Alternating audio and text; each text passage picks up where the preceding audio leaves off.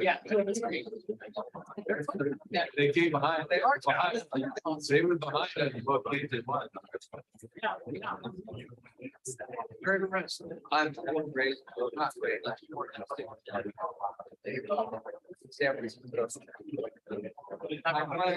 My uncle's all. They got it. So, and. Oh, really? So. Yes.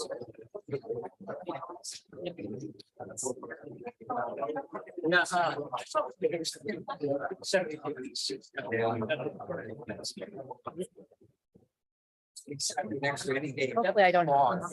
Yeah, it was on so.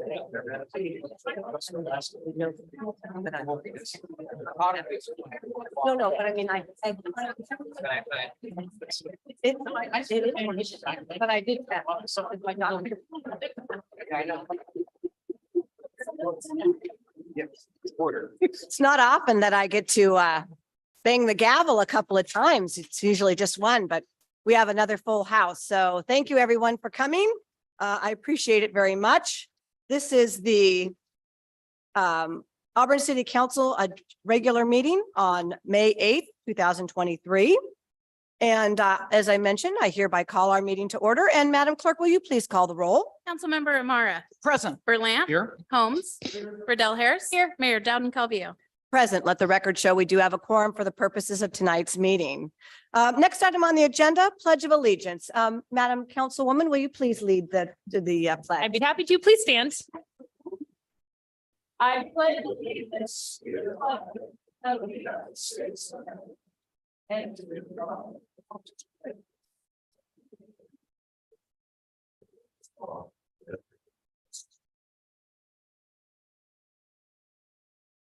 Thank you very much.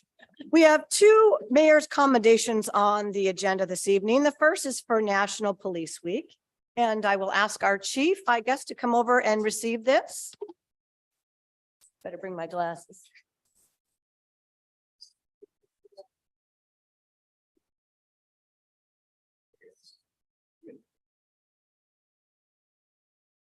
It's good to see the men and women in blue here today. National Police Week, May 14th through the 20th. Whereas National Police Week pays special attention to those law enforcement officers who have lost their lives in the line of duty. And law enforcement officers play an important role in safeguarding the rights and freedoms which are guaranteed by the Constitution and in protecting the lives and property of our citizens. And it is important that all citizens understand the challenges, duties, responsibilities of their police department and understand that these men and women recognize their duty to serve the people. And law enforcement officers bravely and willingly risk their lives to protect the community from danger. And law enforcement officers serve and protect with honor, courage, and strength. In 2022, law enforcement officers for the city of Auburn responded to over 19,000 calls for service. Therefore, be it resolved that I, Mayor Alice Dowden Calvillo, on behalf of the City Council of Auburn, declare the week of May 14th through the 20th, 2023, to be National Police Week in the city of Auburn in honor of the men and women whose diligence and professionalism keep our city and citizens safe. And I will give this to you, Chief. Thank you. Would you like to say it? You can say it, Mark. Well, good evening, Madam Mayor, City Council members, Ryan Canan, the Chief of Police for the City of Auburn. And, I just want to thank the City Council and the city leadership for the support that we get from all of you on a daily basis. There's probably 18,000 or so police departments across this country, and not all of these agencies get the same type of support from their leadership as we do. And I'm very appreciative of that. Just like I'm appreciative of all the men and women that work for the Auburn Police Department and the support that we get from the community every day as well. So thank you again. Thank you very much, Chief.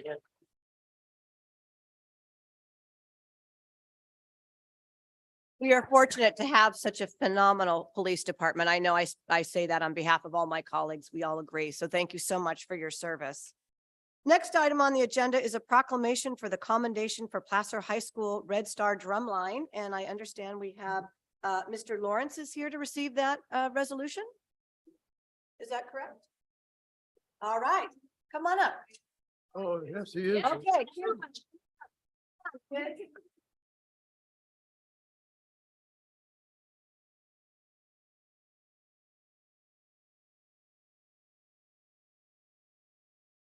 You guys can stand right here, front and center. How's that?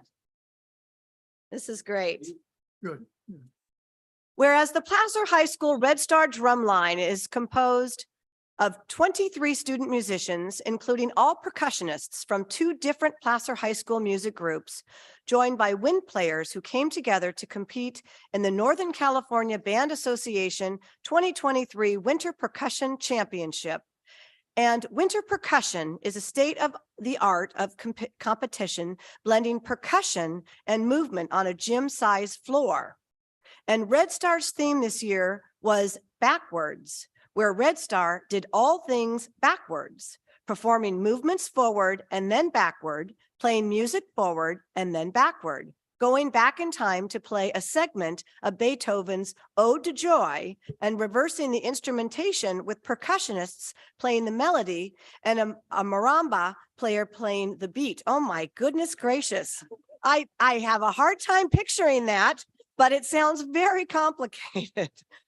Red Star rehearsed for over 4 months and competed for 5 weekends in a row.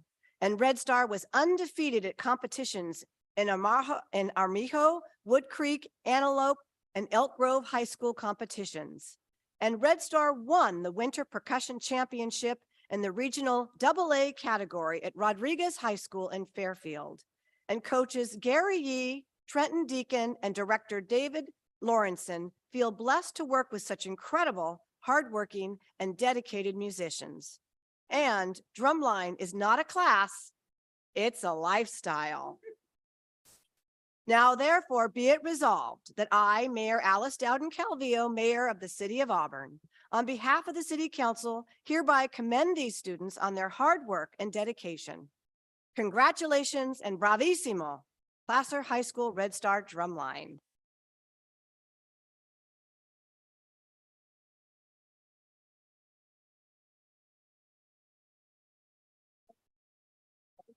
So, or introduce your students, please.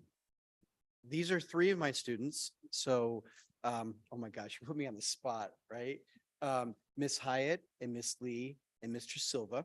And they were 2 of our snares and 1 of our vibraphonists for the competitions. And it is, yeah, I gotta tell you, these kids have spent, we average it out to over 300 hours of extra time in rehearsal for them to do this. This is not a class. They don't get credit for it. They don't get anything else. It's just, it's something that they decided to do, and they just really hit it this year. So I think we sent a video to you guys if you ever want to watch it. Someone's got it. Yeah, we'll have to, So- I think the city clerk has that. So if you would share that with all the council members, I think we'd all appreciate It's it. you cannot go over 6 minutes. So we always went to 5 minutes and 59 seconds. So Wow. we try to jam as much stuff in there anyways, but thank you for being, thank you. And appreciate you guys supporting everything that we do at Placer. Thank you and congratulations, kids. What a feat.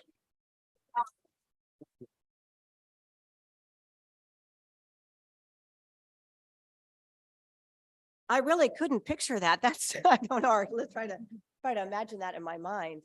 I just had a really fun fact I wanted to announce. Our city clerk brought this to my attention today, that May 2nd was the 135th anniversary of the city of Auburn's second incorporation back on May 21st, 1888. The city of Auburn was incorporated twice, and it was all because of a railroad.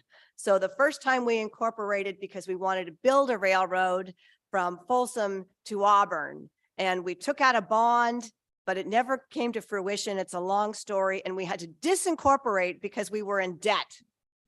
And finally, they came after us. I guess it was, we owed $140,000 in bonds plus 8% interest from 1860 to 1885. We weren't paying, but we weren't a city. But we actually made an agreement with the legislature to reincorporate. so that we can then enter into a settlement agreement to pay that debt. And it went down to $9,350 in bonds. So anyway, so we incorporated twice, and last week was the anniversary of our second incorporation. So thank you for bringing that fun fact to my attention. That's, there'll be a quiz later at the end of the meeting as to why we incorporated 2 times. All right, council, next item on the agenda is the adoption of the agenda. Without objection, I will consider the agenda approved. Seeing no objection, that shall be the order. Next item on the agenda will be the consent agenda. We have items 1 through 5, the appointment of Greater Auburn Area Fire Safe Council members, the approval of warrants paid April 2023, Habitat Restoration Project SARS funding change, which, Madam City Manager, you were going to report that there are $130,000 in that tree mitigation fund. Correct. The First Amendment to the employment agreement between the City of Auburn and Joan Philippi as our interim city manager. And then also the Human Resources Director employment agreement. Are there any changes to the consent agenda as proposed, council? Any public comment on the consent agenda? Yes. Yes, I'll just have a mayor and council members, a brief oral report on consent item 4, which is the First Amendment to the employment agreement with your interim city manager. It's a local agency executive. An oral report is required under the Brown Act. This keeps the hourly rate the same under her existing agreement. She does not receive any benefits or anything else other than the hourly rate. She does have an hours cap to stay within the requirements of PERS, which will be maintained during this extension. That concludes my oral report. Thank you very much, Mr. City Attorney. I appreciate that. All right, is there, I think I asked for public comment on the consent agenda. Seeing none, I'll bring this back to the council. What's your pleasure on the consent agenda? Madam Mayor, I move we approve the consent agenda. I'll second it. It's been moved and seconded. Any further discussion? Hearing none, Madam Clerk, please call the roll. Can I clarify really quick with the city attorney? Item 5 doesn't require an oral report.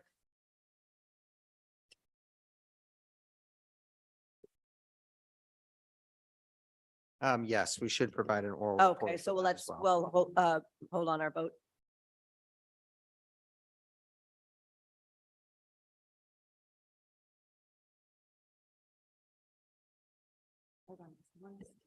This is also an employment agreement. Yes. This is an employment agreement with your incoming Human Resources Director. It provides for a base salary of $154,502.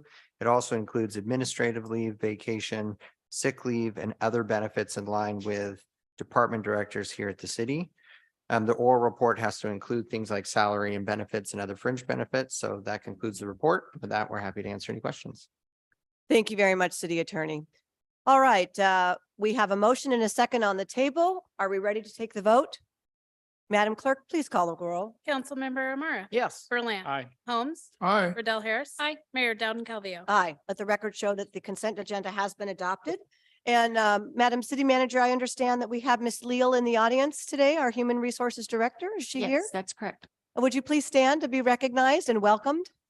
Welcome.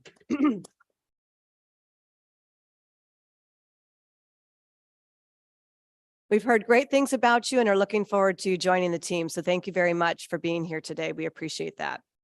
All right, next item on the agenda is our public comment. This is an opportunity for the council to hear public comment on items not on the agenda. We can't take action on said items, but we can certainly refer them to staff if necessary for consideration at a future meeting.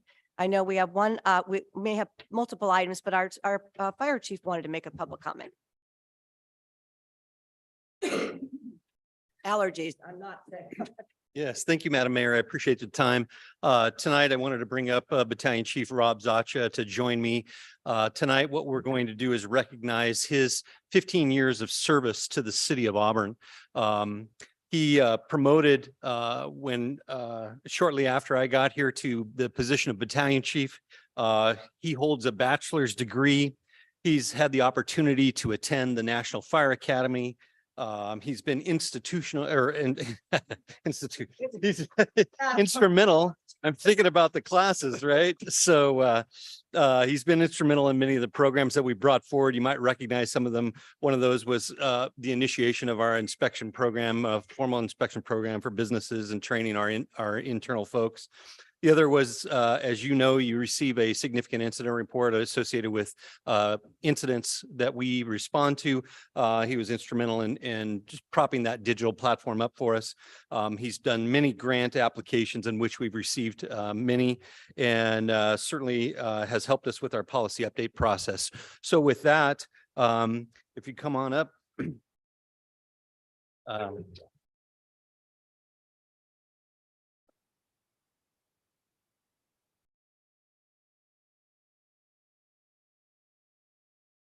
Hello all, council members, public. It's been fun. It's been a good 15 years. I appreciate, working here at Auburn and look forward to some more. So thank you. Thank you so much. Congratulations.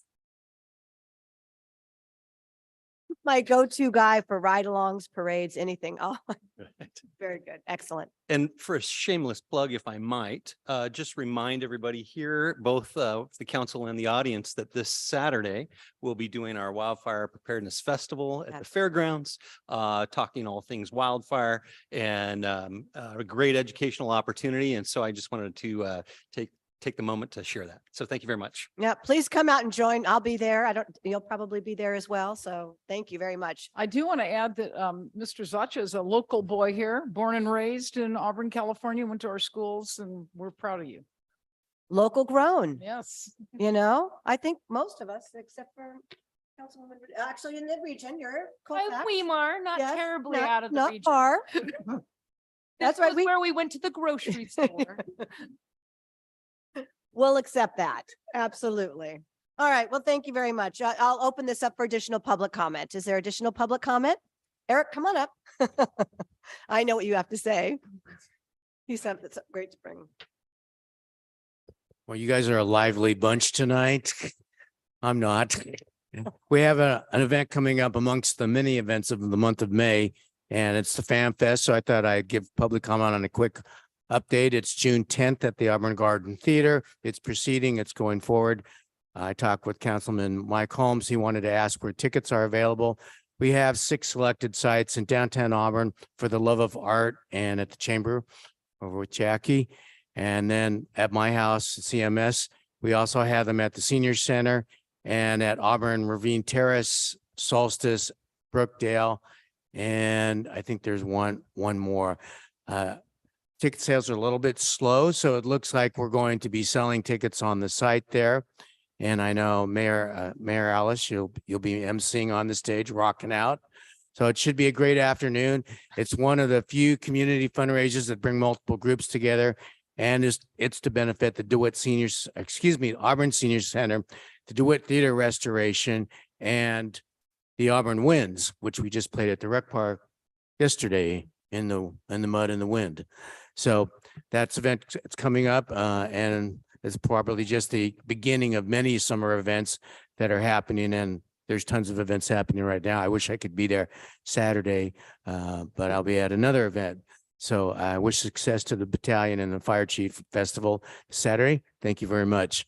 Hey, can you remind us where the Auburn Public Theater is? The Auburn Garden Theater, formerly known as the Auburn Garden Amphitheater, which was a Rotary project that Marilyn Gailbach and Glenda and I were part of in starting the summer series. It's located at 350 Nevada Street, right next to the library. But everybody thinks that the Auburn Garden Amphitheater is Preserve Park down there, which April has the summer series concerts over there, starting the day after Fan Fest. So again, it's another busy week, but yes, they are 2 different facilities, and the amphitheater still retains its beauty and its natural landscape that the Rotary clubs So by the fervently library. worked So on. come on over. It's right Yep, next. come to the on out. library. Thank you so much. Is there additional public comment? Good to see you walking upright after your very excellent accomplishment with Canyons. I don't think it was excellent, but it was grueling. At least I didn't come in last this time. I'm Gordon Ainsley, and I live in Meta Vista, and I'm a member of the board of the Auburn Area Recreation Park District. And I'm some of you may remember that years ago, probably about 2012, I was advocating for opening the Auburn State Recreation Area for climbing, for rock climbing. And I had a study out of British Columbia University comparing Vancouver to Squamish, where there's really good climbing. And the math translated well to Auburn because Vancouver, British Columbia, and the Sacramento metropolitan area are almost, well, one's 2.2 and the other one's 2.3 million. So when I figured it out, it said a minimum of $500,000 of tourist income if we started climbing in the Auburn area. Of course, climbers don't come in and say, "Hi, I'm a climber."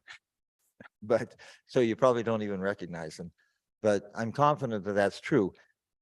I'm also impressed. I'm here tonight because I'm really impressed with how much we are losing in tourist income by having the cavern under the climbing area all boarded up so that only special people can get there.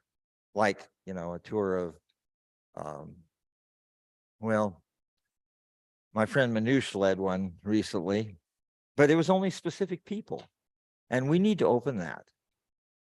And it's my estimate, and maybe I can find something maybe I can do some math on this one, but I'll tell you, there's a lot of people that go over to the gold mine, the old gold mine in Cedar Ridge, near Grass Valley, Empire Mine, and they can't even get into that mine. And I've been in that cavern. It's huge. It's unbelievably huge. And it's one of the most spectacular things I've ever done. I've been in it twice. Of course, it was illegal, but Okay. everybody else was doing it. Now, if everyone else jumped off a cliff, Gordy.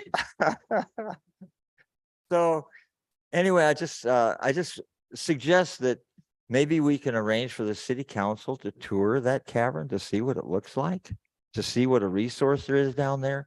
And of course, as usual, the Bureau of Reclamation doesn't want to put any more recreation in that canyon because along with Kevin Kiley's visit, one of the people who came along was the head of the local Bureau of Reclamation, the new head who wants to start up the Auburn Dam again.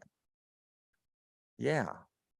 I mean, and I said, yeah, it's a wonderful project, twice as big as Folsom, and it controls 45% or 55% of the total flow through Folsom Lake. They should raise Folsom. That's what they should do. But anyway, of course, there will be some resistance, but there's a lot of tourist income waiting for us if that's open to the public. Thank you. Thank I you. apologize for my dress. I was a mile into a training run when I said, "Oh my God, the city council meeting." So you ran over here. Thanks, Gordy. I ran home. Yeah. Thank you, Gordy. Is there any other public comment?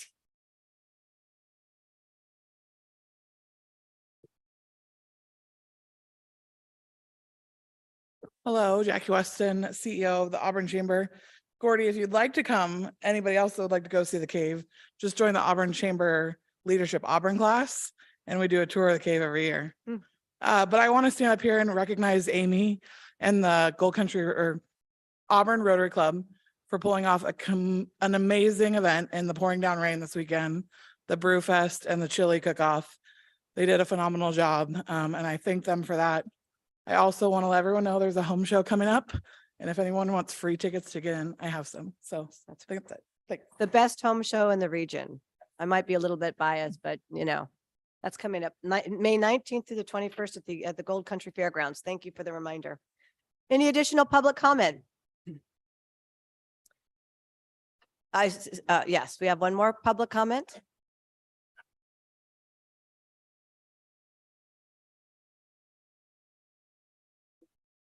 Good evening. I'm Tom Rosito. I'm a gardener up at the community garden up here. and I'm aware of the problems they've had in the lower garden. And I'm here to mention the fact that I have heard about the vandalism problem. I haven't really seen it. And I knew about the destruction of the artwork down there. I have witnessed the groups of kids who've been hanging out down there. A lot of skaters, groups of 8 to 10, and playing loud music. And I understand that they're in the process of planning a pickleball court and some other activities. And think that that might help with the problem because they're pretty much isolated down there. There's no one around and they're pretty much free to do whatever they want.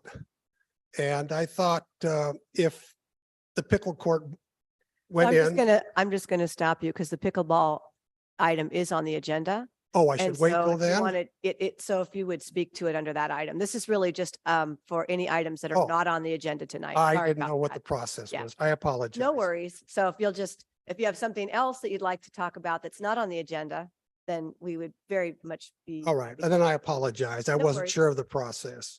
Thank you. That's okay. You can come back up for the pickleball, but thank you. Just so that we be fair and equitable to everybody.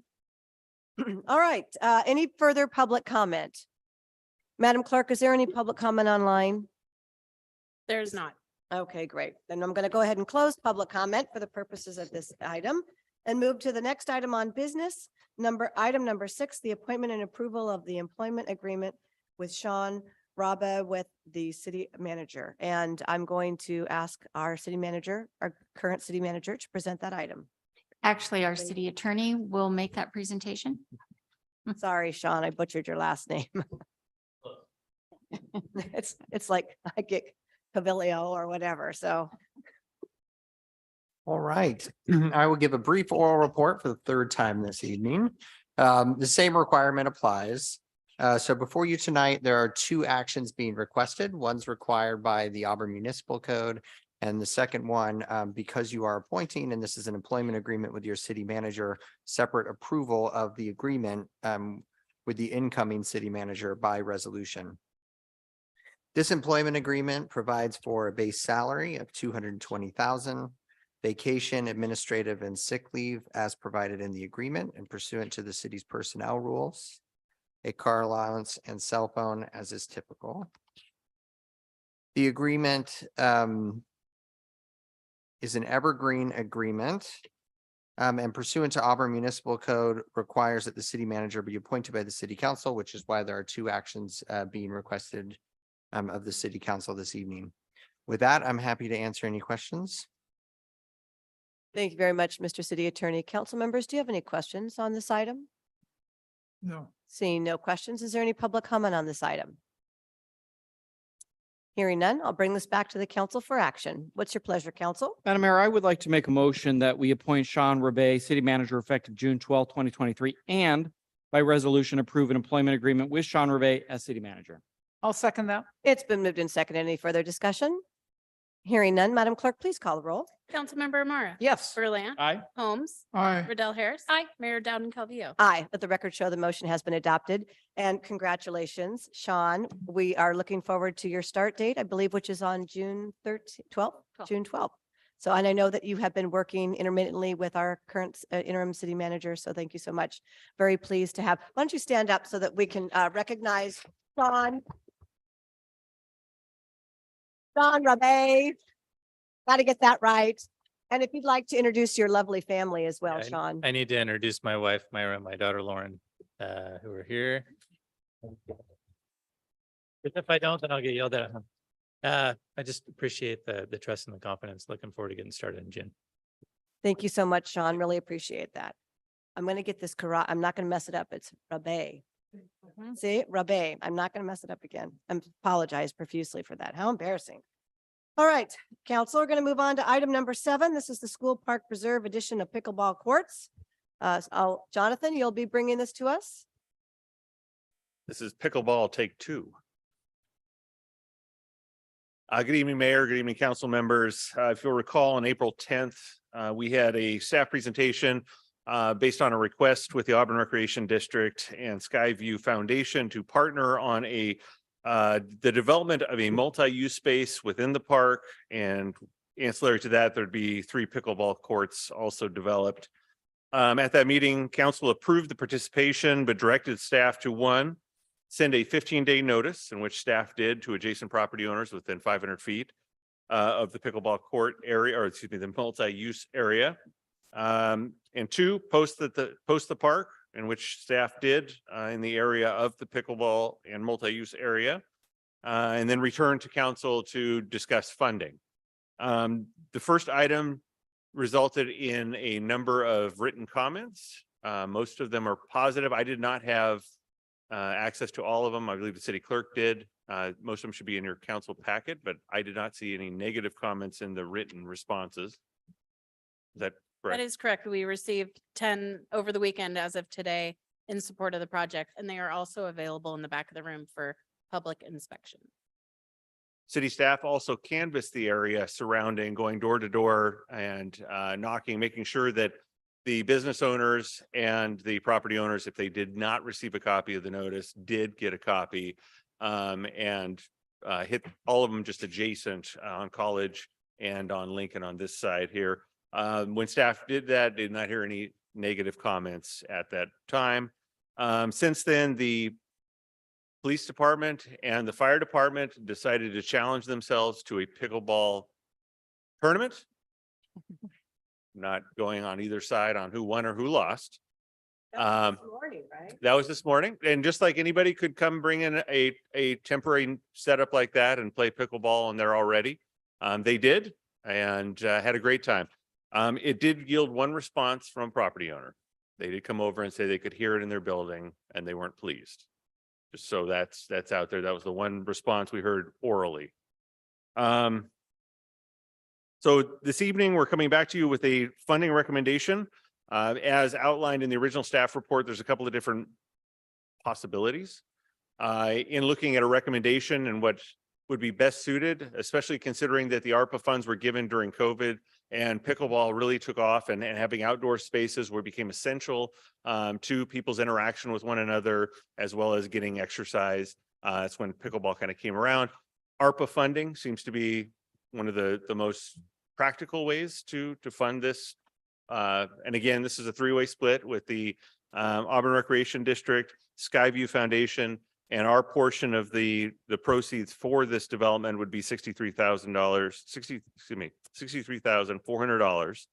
And ARPA funds have yet to, we've been working on the discussion. I know that our administrative services director is going to come up and speak later about it, but we could appropriate funds from that pool.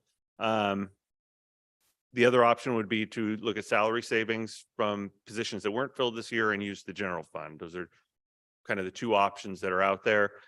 Staff recommends that we use, we appropriate funding from ARPA to partner with the Auburn Recreation District and Skyview Foundation for the development of a multi-use space to include the pickleball courts at the city's School Park Preserve.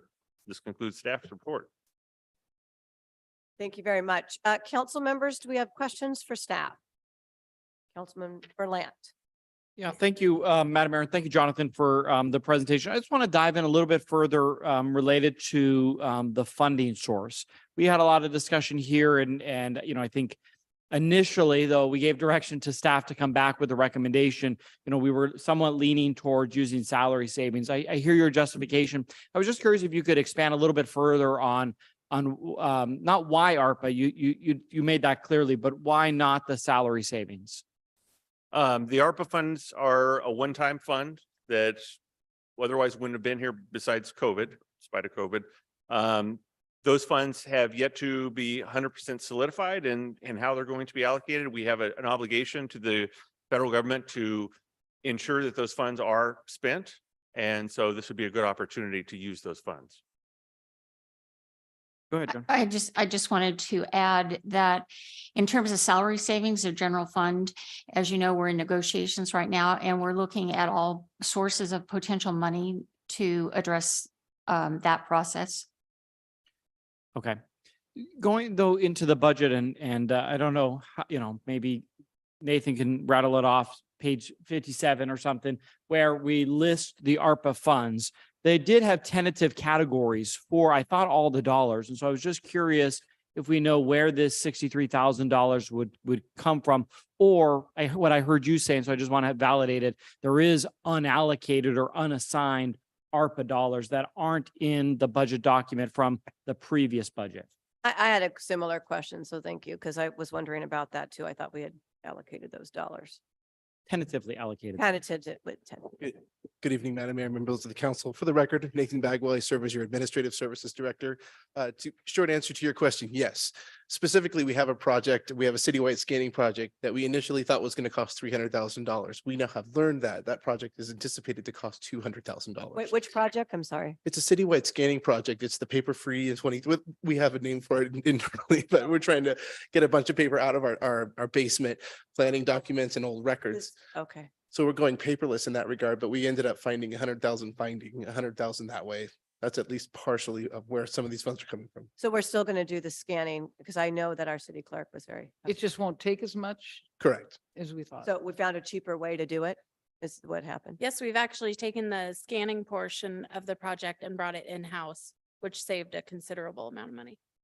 Okay, and is that, and that's doable for you to scan physically? It is, we have a Okay. staff.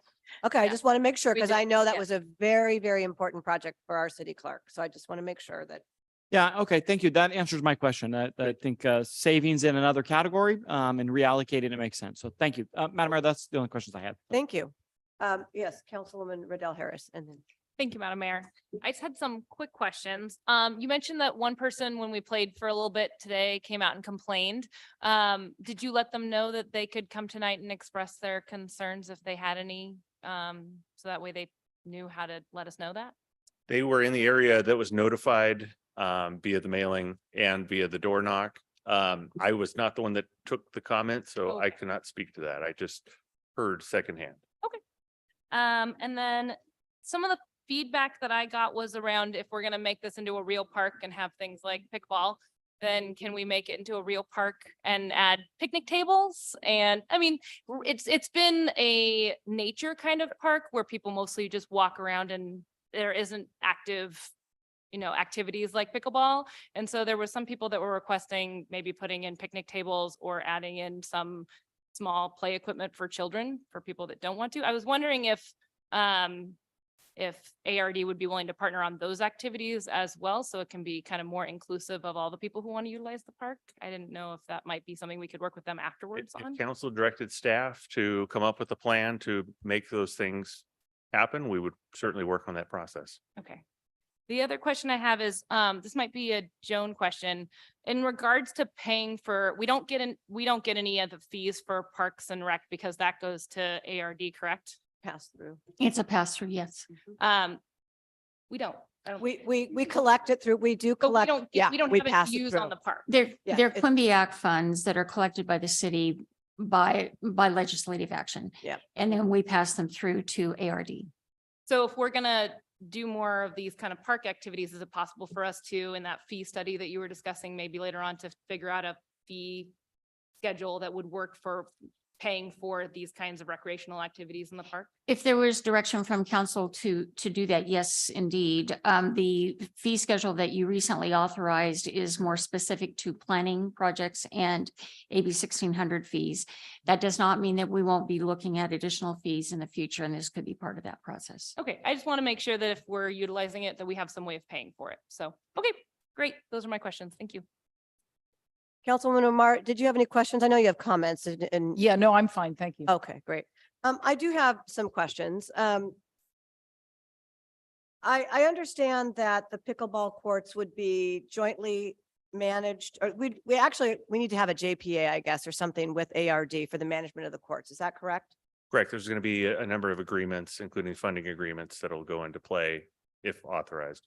Okay, and those agreements will come to the city council for review and approval, correct, city manager and city attorney? Yes, and my, excuse me, my only additional thought on that is there is an existing agreement for oversight of the parks and it might fit well into that or an amendment to that agreement. But yes, a future agreement would come back to this council.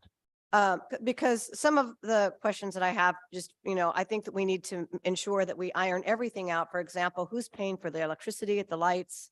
Who's maintaining the lights? Who's maintaining the court and so forth? The city does not utilize the park mitigation monies for this purpose. We do pass them through an agreement to ARD, who is basically responsible for park and recreation opportunities within the city. So I want that agreement to really be very clear on the division of the duties and responsibilities. And if there is an additional cost to the city for maintenance, that needs to be, I'd like to know what that is as well. So, you know, again, we don't have those documents before us, but I think speaking with the city manager, you mentioned that ARD, well, you're here, you're here. So you're going to maintain them, is that correct? But then there's a question about the lights and who's going to.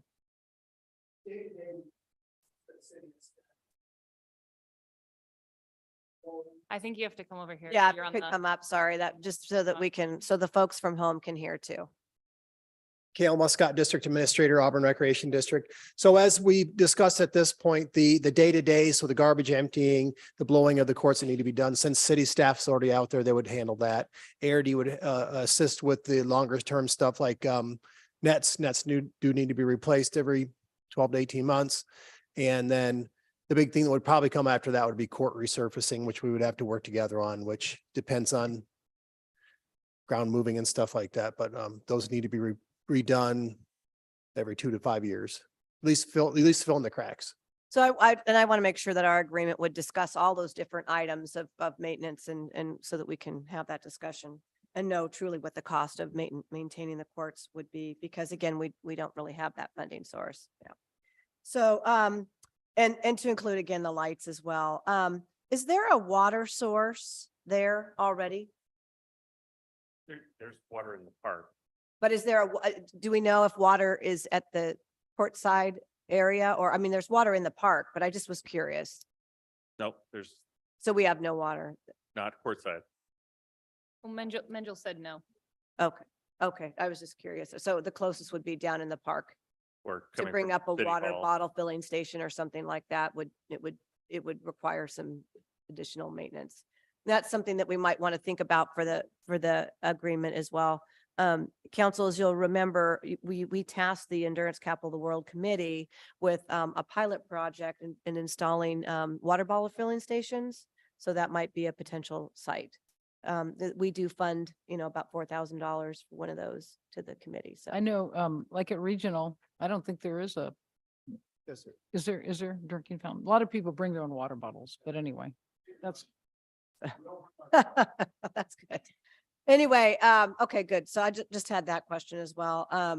So, okay, great. So I think that's pretty much the only questions that I had. The devil will be in the details with regards to those agreements, really to iron out the maintenance and so forth. I have some comments, but I'll reserve my comments for after public comment. So with that said, before I open public comment, I just would like to ask a couple of things. We do have a very full house here today. How many are here in support of the pickleball courts? If you can please raise your hand. Okay. Any opposed? Please raise your hand. Okay. So with that said, what I'd like to do is when I open this up for public comment, you're more than welcome to come up to the mic and express your support for the pickleball. But what I'd ask you not to duplicate what the previous speaker has said. If you just would like to say, I'm here to speak in support and I support the previous speaker, and that'd be just fine. The second thing is please no applause. It just prolongs our public comment process. We had a crowd a couple months ago at another meeting, and what worked really well for people that wanted to express their support of the previous speaker, jazz hands. So if you want to use jazz hands, please feel free to do so, but please do not applause our public comment just so that we can move forward. Not round of applause, just now. Kale? Kale's caught the problem. Kale? Yes. You're going to go in the corner now.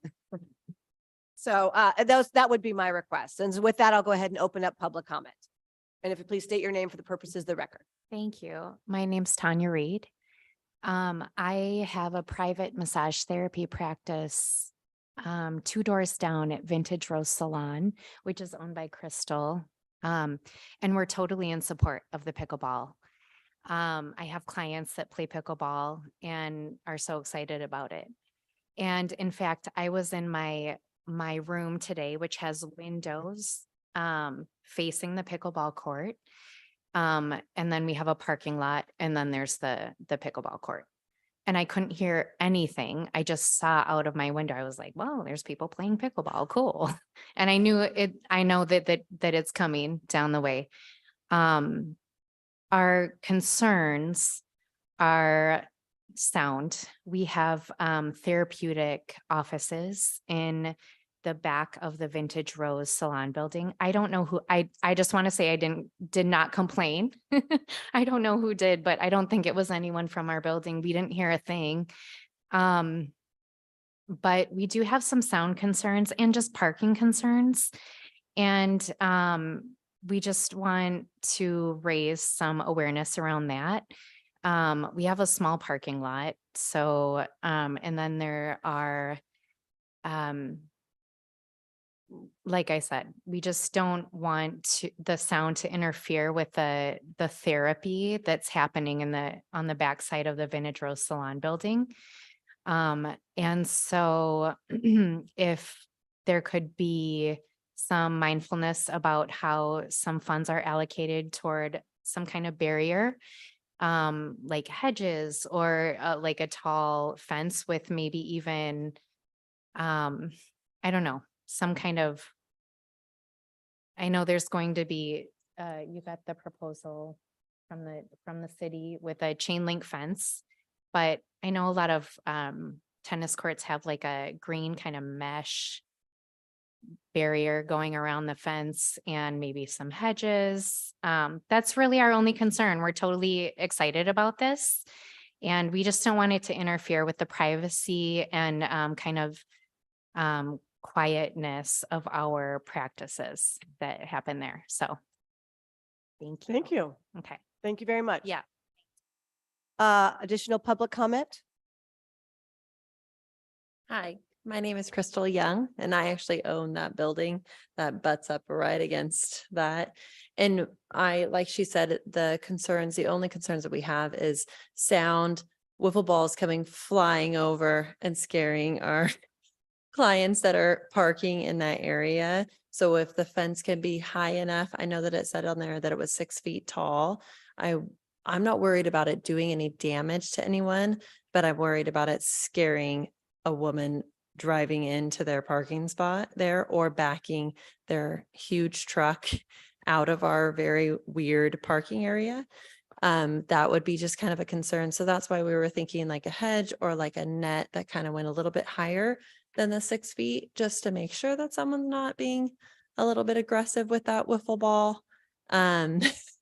Honestly, we're so happy to see that space be used for a positive, healthy thing, because for us, we've had to call the police a couple times because of somebody that is unhomed being in there or fights from high school students in that area. And so for me to see something that's so healthy and having lights put up, the lights are like actually going to really help us because we've struggled with putting lighting in our parking lot in general. And then going around the corner, a lot of the people who work in our area or in the building, it's a lot of women. And so they work until 8 o'clock at night. And so having that light, I think is going to be super helpful for us to go to our cars, because Chapel of the Hill has given us some spaces to be able to park there so our clients can park there. So I will for sure be getting more parking signs to make sure that people know that like during certain hours that this is for our client base.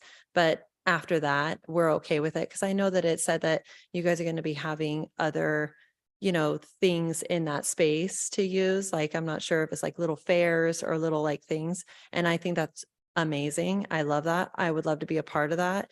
But I just want to make sure that like during our working hours that we are like reserving our spaces. We only have 8 spaces for our clients. It's a busy street. So that's all that I'm concerned about. Thank you. Additional public comment? Good evening, April Maynard on behalf of the Auburn Arts Commission. And as you know, we've been advocating for a very long time that space be activated. And I just wanted to mention, in terms of the comment about picnic tables, I want to make sure the council recalled there used to be a lot of picnic tables down there, and they were cut up, burned, dismantled, and they had to be removed. So it isn't like that wasn't always there in an aspect of the park. And hopefully it will return when there's activation of other populations that won't be destroying things. I used to have picnics on the picnic tables that used to be down there when my daughter was young. Thank you, April. Any additional public comment? Kale Muscat again, just to real quick, as I was already discussed, this is a multi-use space. I don't think anybody's lost track of that. I just think it's a really great partnership between us, ARD, the city, and Skyview Foundation, and the people we've been working with on this have been just wonderful. We talked about the adult presence, but I just wanted to say the pickleball players, while they are persistent, and you are, they're also very considerate. So your concerns like with the parking and stuff, they're also very considerate. They're just really persistent, but very good people. So this is just a really good partnership. Thank you. And after public comment, Kale, I'm going to have a question for you about something else. Yeah. Hi, yeah, Bob Gilliam, Skyview Foundation. I just want to echo the comments just made by Kale about the partnership. It's been very rewarding to try to work this out to be a three-way shared responsibility. And the things I believe that this improvements to a as yet unused part of the park, because the Boys and Girls Club, which was going to be there, was never built, and this is sat abused, without any fixing up or constructive use really since. And I think the combination of things that it brings is a location for art and music events. The pickleball's been talked about enough, and it's certainly a key feature. I think these activities will be an economic boost to Auburn, and that's another way to bring greater participation of the public from the whole surrounding area. Pickleball will certainly do that. The art events and symphony, they always do. So that'll be there. And then we've talked about this last time, the greater public presence in the park through the events and the pickleball and so forth will go a long ways, we think, towards helping with better security in the park and having a more diverse population of Auburn using the park and in presence, so that some of the vandalism, things like that will hopefully just come under more natural control. Whereas right now it's oftentimes a kind of a one-sided participation in who's using the space. So thanks very much. Thank you. Good evening. I'm Ann Brown. I'm the executive director of the Auburn Symphony, and I have a letter that I'd like to submit. I won't read the whole thing in the interest of time and all the people here tonight, but I just want to pledge our support for this project. The Auburn Symphony has been having our season kickoff events in this park since 2009, and we have over 1,000 people that come, and it's a lovely space, and we should have more activities that go on there, especially in the arts sector. I'm also a tennis player, so I'm a proponent of the pickleball too. But we need to remember that the arts and culture sector is an economic driver in this town, and we want to do all we can to keep that thriving. And we're very big proponents of this project. We just want to lend our support. Thank you. Thank you. See, I see a few jazz hands out there. Hi, Perry Spetz. I am both a pickleball player, but also an instructor with ARD for pickleball. And what you're looking at doing is actually very unique. In this area, historically, pickleball, in order to get a place, has had to take away from other items. 8 years ago, we stole a tennis court at regional. I can't tell you how else to put it, but quite frankly, pickleball players had to have a place to go and that sort of thing. Meta Vista, it was a tennis court that was converted to pickleball. Recently at ARD, one of the proposals was to take yet another tennis court from tennis and convert it to pickleball. There's such a demand right now for pickleball. You are actually doing something unique in this area, and that you are actually looking at not taking away from other sports and that sort of thing. Indoor pickleball is competing with basketball, with volleyball. It's always in competition. Now you're looking at building something new. And in fact, this is going to become a trend. Roseville and Rockland are adding 30 plus courts in the next year, approved projects. So the demand is there, and the pickleball people will either stick around if there's pickleball places to play.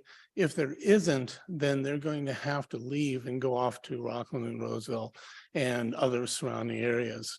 So I really encourage you to go ahead and build those courts and keep the players up here and help support us and help support me, because I'm teaching eight players a month here, and we're adding to the pickleball load.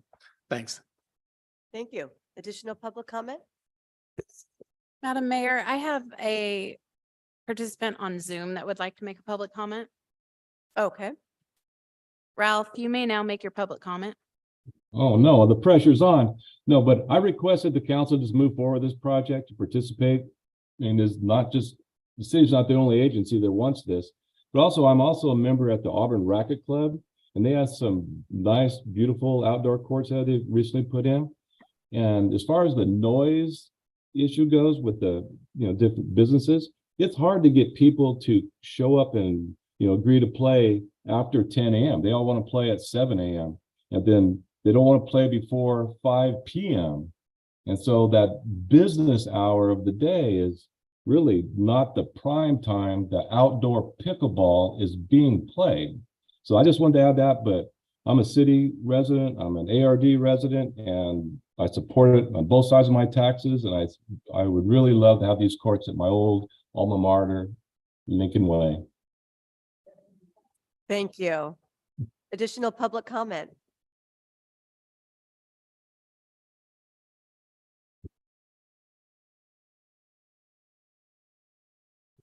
So I'm Barbara Freilich, and I just wanted to share with you that, oops, sorry. Well, Cherry started the indoor pickleball list in before 2015, and she had about 10 to 15 people on the pickleball list, just for indoor. November 2022, we had about 70 people, and now we have about 119 of people that are on the indoor pickleball list. And I say that because that's just a real small fraction of the people who play pickleball. When I saw the fire trucks here, I thought, oh, this is great. CAL FIRE has come to tell everybody that they play pickleball, because they bring their fire trucks and they're all playing pickleball out at Regional Park. The Atwood Fire Department is out there playing pickleball regularly at Regional Park. There are families. There is a Tanner from Forest Hill High School and his dad, Tim, have played indoor pickleball, and they're trying to start a Forest Hill pickleball club, and they're trying to get a teacher to sponsor them. So it's involving whole families. It doesn't, at a very young age and a very old age, everybody can play pickleball. It's an easy sport to learn, and it takes time to master. In the Costco connection that just came out, I had a whole article on pickleball. And it just said that it's there's a lot, it's a welcoming atmosphere. There's a lot of camaraderie. It brings new life. It brings fun. It brings laughter. And just adding that vibrancy to that beautiful park. I've walked around there. I've seen the teenagers with the loud music that is using all, just F-bombs and, and I've walked around the park, but it would be nice to just have some healthy people there, all ages, all walks of life. And we can pull those teenagers in and get them playing pickleball with us too. So thank you. It should be noted to augment Barbara's comment that CAL FIRE firefighters get 1 hour of physical fitness time a day. That's why they were probably out there in Yes. between calls. Thank you very much, Councilman Berlant, because I was wondering about that. Hi, I'm Gordon Ainsley, member of the board of directors of ARD. I live in Meadow Vista, and across the park, on the other side of the park, is the pickleball courts. When they started playing pickleball, I remember I thought, that's a little annoying. But you'd be amazed at how soon how soon it happened that when I would walk out, I would go, oh, that's nice. All those people over there having fun. It went from very quickly from being a little annoying to kind of music to my ears, part of the neat thing that happens there. I also wanted to mention that I don't know the research having been done on pickleball. However, I can tell you that just walking, the Honolulu Heart Program, which was done, I believe, by Harvard, they found that people who walked for 2 miles, which is basically an hour a day, it took 12 years for them to accumulate the same number of deaths as the people who didn't walk collected in 7 years. It was almost a cutting, it kind of cut the, well, it was I did the math, it was 42% reduction in death. So this is something really important, you know, because I mean, this is a wonderful life and it's a wonderful place. I always tell people that are young and say, gee, you're old, and that's so sad. We've had the best, you know, people who were born right after World War II, and best place, best time in history. We've had a really good time, and you know, we're all getting to the point where, you know, I can still run, but I know a lot of people who can't, you know. In fact, when we had our run 2 Saturdays ago, I was running with a guy named Dave Remington, 81 years old. And he's had one hip resurfaced. And I guess original equipment works better because he did quit at the halfway point, but he was keeping up with me. He was a lot faster than me back in the old days, but he's a few years older. So there's this tremendous benefit. And I think that I just wanted to say that, you know, I think that the people who complained in a little while are going to be saying, this is music to my ears. Thank you. Thank you.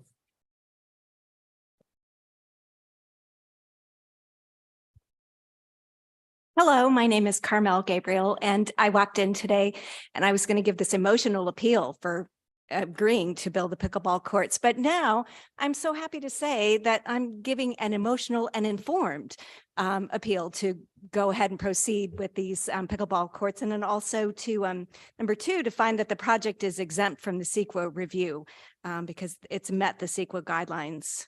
So yeah, that's it. Thank you.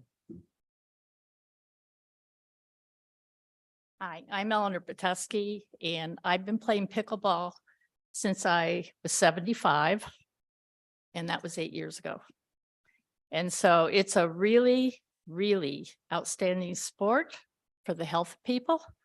And I'm so pleased to hear that the pickleball courts were going in. I thought I would follow Gordon Ensley because I'm living proof that this is a healthy, fun, lovely sport where you meet good people, you have a good time. And I play about 2 hours, 3 times a week. And it has done great things for me. So thank you very much. Wow, look at the jazz hands.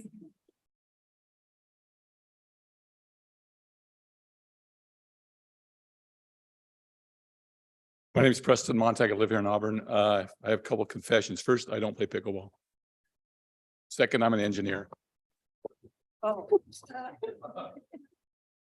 There we go. This needs a little engineering work. The design flaw here. We that play tennis. I'm just gonna hold this. We that play tennis actually went out and checked the decibel lead sounds at the pickleball court across the street where they play now. The pickleball courts are about 40 decibels, 40 to 45, which if you look online, you'll see that is the sound of a daytime urban street. It's 50 for a daytime urban street. So the sound attenuation capabilities, if you put up a barrier, drop it about 15 to 17 decibels. So you could even put attenuation wall on one side or a fence. It's just, it's the heavier, they have windshields they put on tennis courts for the wind. They have a little bit heavier ones they put along for both the wind and knocking down the decibel level for pickleball.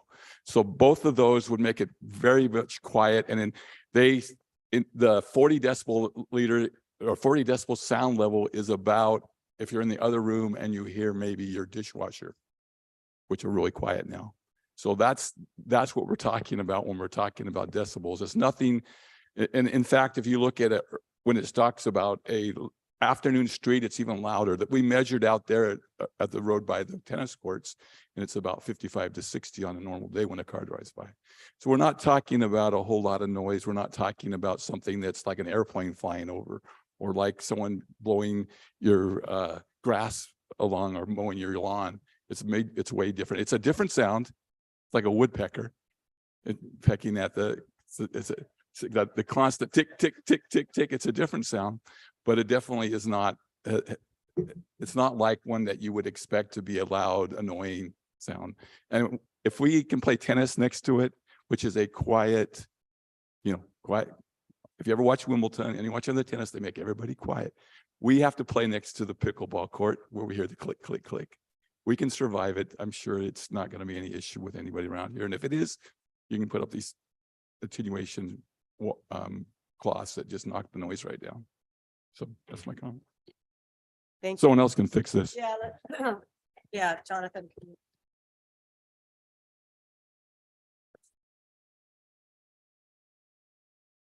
There my key. All right, great.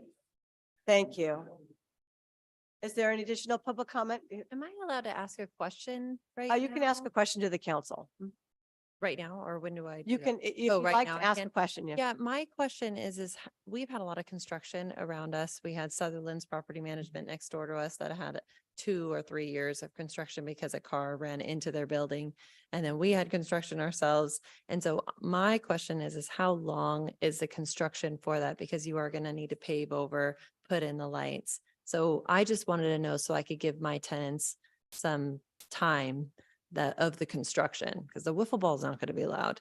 It's going to be the construction of cleaning it up. So that And was my we'll, after public comment, I'm going to ask Kale to come back up because I had a couple of other questions. So that will be one of the questions. So Kale, let's, not yet, but I want to see if there's any additional public comment at the end. Any additional public comment?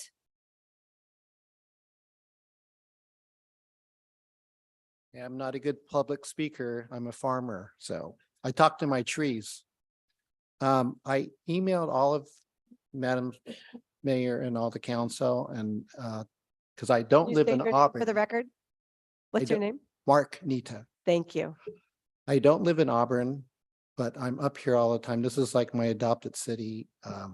My kids live up here. I mean, my grandkids are up here pickleball 3 times a week. And anyway, I had it all in the email.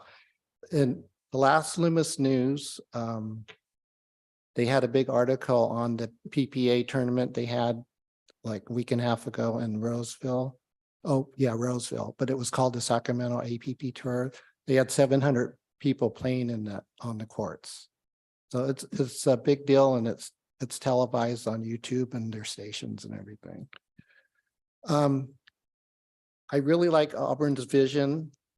You were really ahead on those regional park, the 6 courts up there compared to the others. They're trying to catch up to you, but I'd like to see you stay ahead of them. I mean, I really like these 3 courts. The location is great, especially for me coming up from Penryn, but that's selfish. And then I'm talking a different subject. Things change. When I was young and in school, there was no soccer, and in Loomis, that's where I was raised. So I was a 125-pound person playing football in high school, and that wasn't too good. I think I would have done a lot better in soccer, and maybe like in 25 years, like in pickleball, because I'm quick. I can get around. So some of your vision could be youth soccer camps, because they have the youth soccer, youth basketball camps and different camps in ARD. That could be a vision too. Get the kids out there. Then you have to build more courts. Maybe you can, on the schools, you can do partnerships with the schools and have pickleball courts. Anyway, I dropped these. I belong to the US Pickleball Association, and that's the official, and I tagged some things that are pertinent to maybe city council might want to see. And when you're done with those, you can throw them to ARD here. Maybe he can get them to Jerry, because is Jerry here? Okay, because he could probably use more help doing tournaments, because they're tournaments.com. That's the way to do it, because he needs help. Then you could have bigger tournaments, and you'll probably have to build more courts up there at regional. Like We won't have 10 more. that. Thank Not you. us, but thank you. Thank you very much. Any additional public comment? Okay, so any additional public comment, Madam Clerk, online? There's not. Okay, great. I'm going to go ahead and close public comment, but Kale, if you wouldn't mind coming up, I have a couple of questions for you. Let's first tackle the question about construction. Approximately how long do you think it would take to construct the courts and the lights? We've never done quite a project like this because we're not having to do any grading. We're just ripping out what's there and putting in, but I would think all be done within a month, pretty easy, because they just have to rip off the existing You have to asphalt let and the really. contract to do that too. You're not going to do, are you going to do that in-house? Oh, no, it's going to be put out to contract. Okay, Yeah, so you have to go yeah. out to bid and all So that. I think without the grading, it should go pretty quick, and then the lights are just, you got to put the holes in and stand them up. But I know that there's going to be a little time building up we've got to work out getting basically the ramp to get the equipment up, which I know we're working through with Bob's group. So, I mean, realistically, because you have to go out to bid and then the contractor has to be awarded and then they have to schedule time. So 6 months, would that be fair enough to say something like 6 months? I don't want to say 2 months and then it drags Oh, on. no, if you're asking how long before they're built? Yes. Oh, yeah, no, it would probably be, I'd say within 6 months. I mean, because by the time we put together the bid That's what I mean, documents everything about. and discuss also, and it sounds like, go back over the MOU and then make any amendments to it. That was discussed tonight. So getting all that in place and then getting the bid documents out, getting out to bid, awarding the contract, getting all the paperwork done, then and getting started. Yeah. Okay. Then the actual 5 to 6 construction months. time though, so we're looking at about a 6-month time, but maybe the actual construction would be about 30 days of Yeah, construction. yeah, that'd be my guess, just because once again, there's not any of the heavy grading. They're just ripping off what's already. Add another set. 2 weeks just in case they find Sure, something. yeah. Because you never know what happens. That always happens. So it won't be years for sure. Okay. Another question, as I know that the drawing that we have that's included in our packet does show a 6-foot chain link fence. In the cost for the courts, does that include some kind of sound mitigation? I mean, I know that they've talked about some different cloth options that, for wind purposes, but then they can also help to lessen that sound. And I don't even know how high the fence would need to be. I mean, we didn't do a sound study, but I'm just wondering if there's ways. Have we already considered that in the actual cost to do some sound mitigation work, at least with that fence? So that's the existing 6-foot fence I think you're Okay. talking about there. And no, that does not include any of that. Okay. This is a heavier windscreen material. Because right now there's no Yeah. screen, it's just a fence. It's just fence. It's So- the existing stuff. This stuff. Yeah, so that's not putting up any additional Yeah. fencing then. Okay. So I guess that's something that if we did start to get some complaints on sound that we could certainly, but we just have The to. garden people might even help out with that. I like that idea of having greenery in the fence. Would- Yeah. Well, then there you go. It could be a while if you want to build get it substantial enough to Yeah. get any sound barrier. So just something to just think about as we're keeping tab on potential costs. The other thing is, Kale, I think that for the operation of the courts, it would be on a first come, first serve, or is there a reservation system? And if there was, I'd like that to be under ARD's responsibility. We don't have. Yes, no, we can do that. Right now, everything's first come, first serve.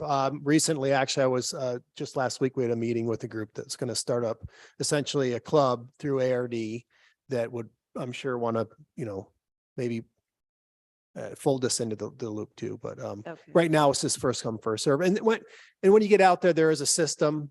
And as I said last time, they understand it. I don't, but that's good. They So, have a- yeah.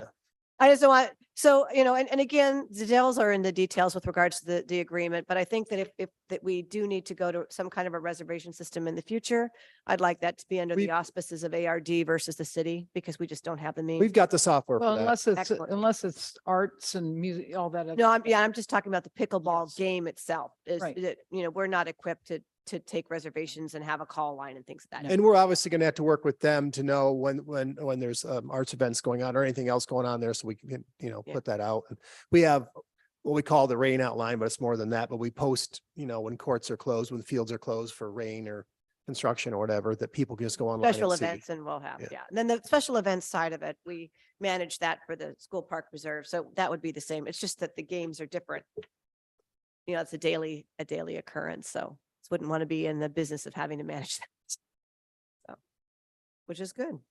Okay. Are there any other questions for council members for Kale? Thank you for answering that.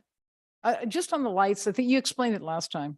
Will they be on timers? How will that work? We can set them up on timers. They usually, I think the ones that Mike was talking about are completely programmable to the point of even, like we have those over the bike park, you can even adjust the level of light. They're LED, so you can adjust the level of light. And I mean, there's a lot, it's just a phone app. So we would have to determine what that time would be for the lights to go off. Great. Thank you. Thank you. All right.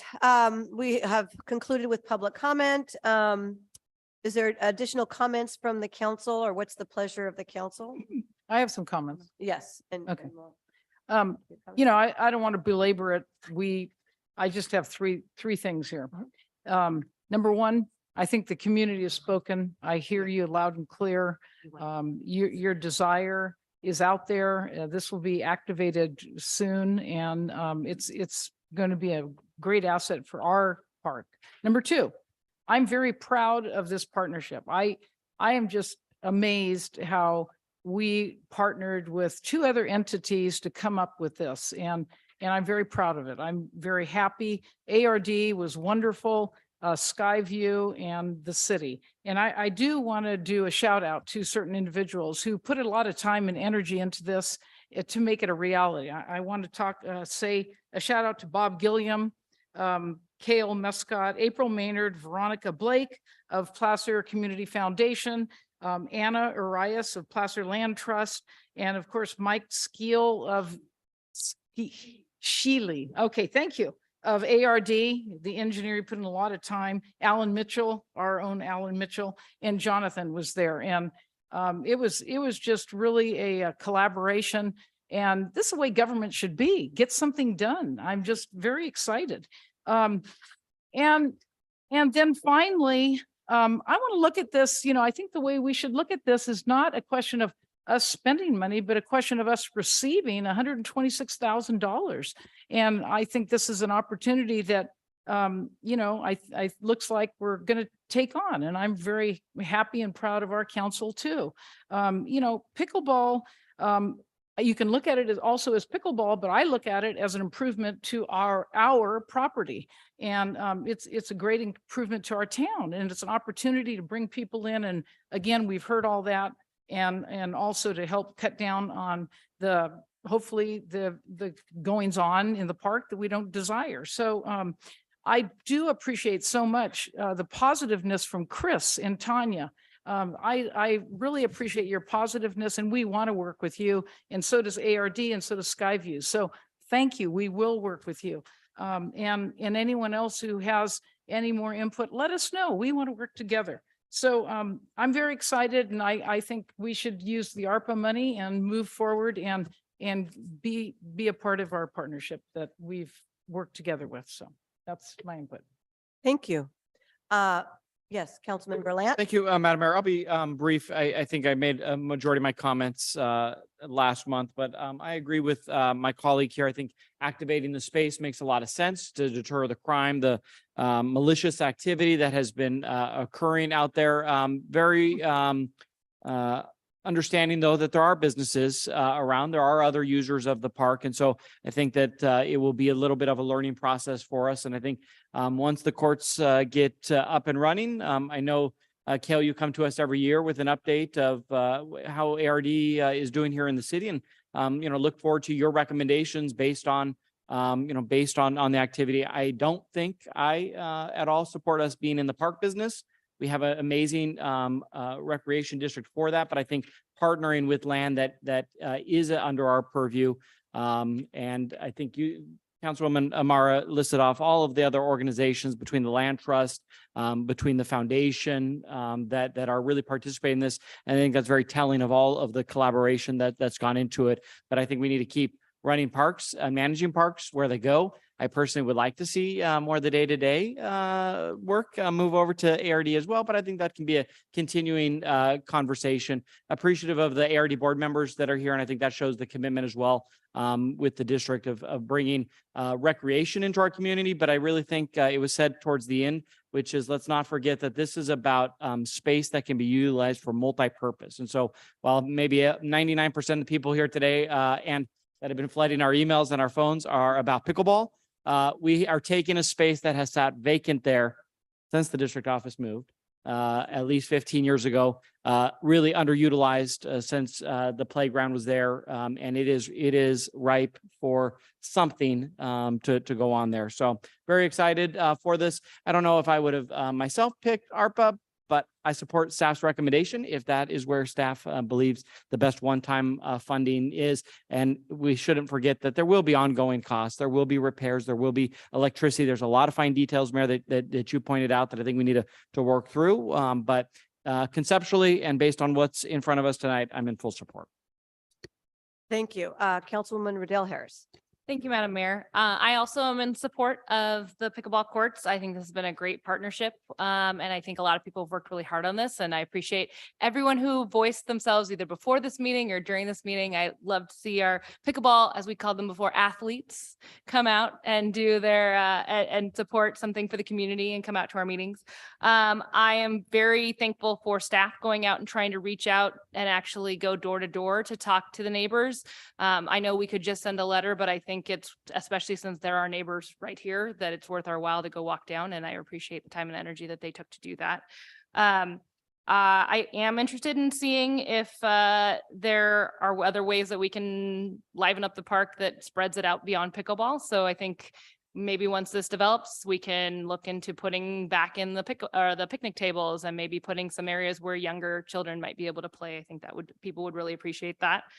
I am a little concerned about the additional costs, but I also think that there's a way, since we aren't receiving and able to utilize the park and rec funds, that we could create some fees. I know that ARD charges a fee to do indoor pickleball right now, and they don't have any shortage of people who are willing to pay the $3 a time. So maybe there's a way that we can incorporate some kind of fee to help pay for that electricity use and the maintenance fees that are going to be incurred, since we aren't able to access those recreation fees.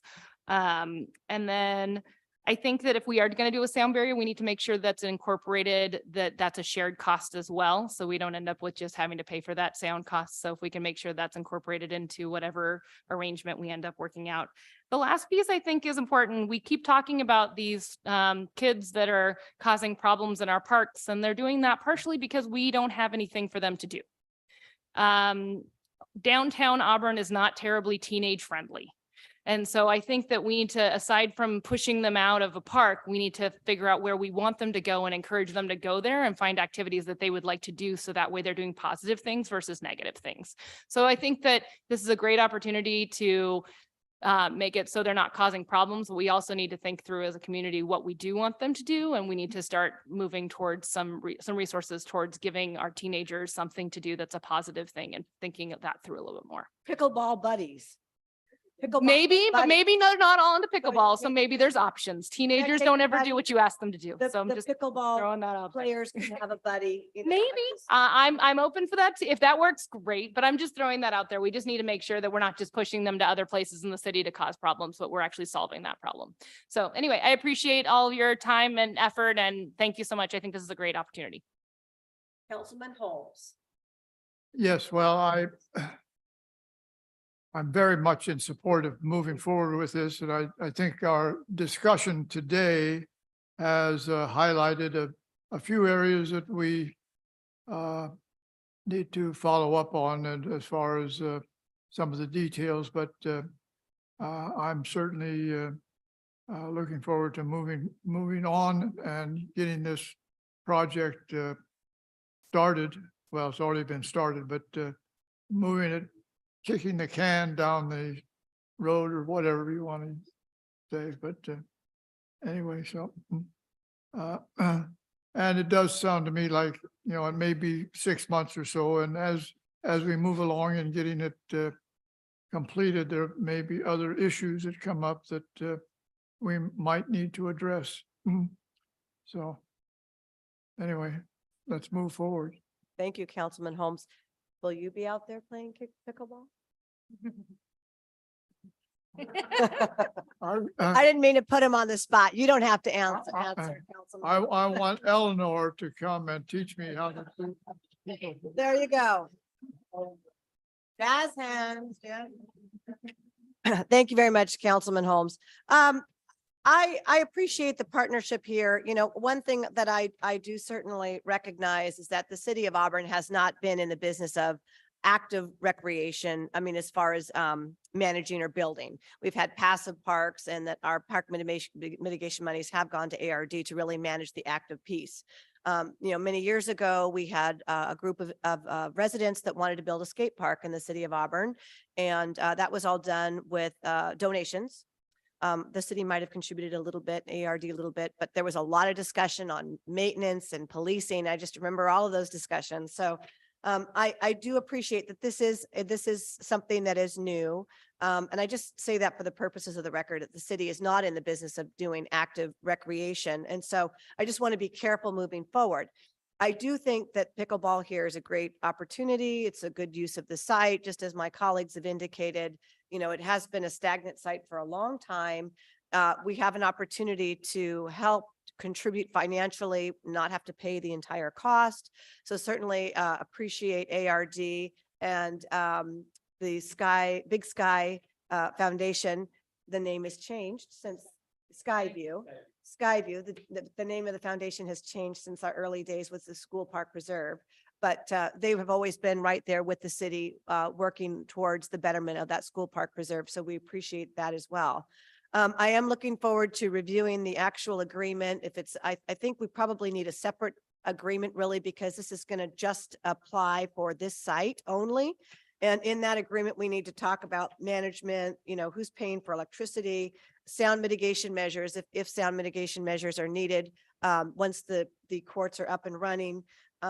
All of these things need to just be addressed in there. If there is at someday the reservation system, the devil is in the detail. So I do look forward to reviewing that document when it's time to come before us. But again, I think this is great. I have not tried pickleball yet, but I'm certainly game. I think that I need to retire from city council before I have time. But I think that it sounds like a lot of fun. I know maybe we can have a little tournament, council versus the Board of Supervisors or something. Wouldn't that be that'd be some, I would do, I would do it. Someone would have to teach me. Councilman Holmes, you and I on the court. All right, you got it. So, you know, with that said, I do think that it's a good space, and looking forward to, again, as Councilman Berlant brought up, that this is really going to be an opportunity for multi-use. It's pickleball, but we will also have that space that's available for art displays and performances and other things of that nature. And so that's exciting too, because yeah, we assemblies or what have you. So lots of opportunity, and really like to see the park further utilized. So in that capacity. So with that said, I'm going to bring it back to the council. And what's the council's pleasure? Do we have a motion? I'd like to make a motion that we authorize the expenditure of $63,400 of the American Rescue Plan Act ARPA funds to partner with the Auburn Rec District and Skyview Foundation in the development of the 9,160 square feet multi-use space to include 3 pickleball courts in the city's School Park Preserve. And that we find that the project is exempt from CEQA review under the CEQA guidelines section 15301. Second it. It's been moved and seconded. Any further discussion? Hearing none, Madam Clerk, please call the roll. Councilmember Amara. Yes. Berlant. Aye. Holmes. Aye. Riddell Harris. Aye. Mayor Dowden Calvillo. Aye. Let the record show that the motion has been adopted unanimously. We have pickleball in our. With that said, council, I'd like to go ahead and have a 5-minute recess because I'm sure that all these fine folks are very interested in the budget, but would like to also get home and have dinner. Because they have pickleball early in the morning. Come on, they want to watch, they want to listen to the budget. Probably not. Shut up.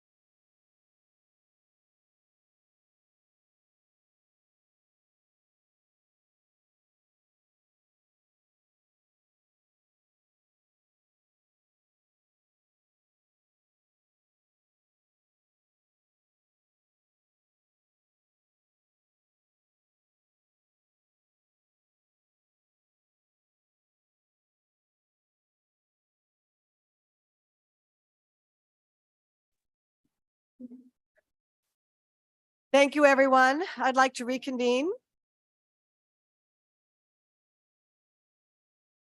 My colleagues up here on the dais. We do have a little more business to conclude here. All right, next item on the agenda, item 8, which is the intention to levy the annual assessment fee for the business improvement districts. I understand that our city attorney is going to present this item. Yes, thank So, you. Thank you.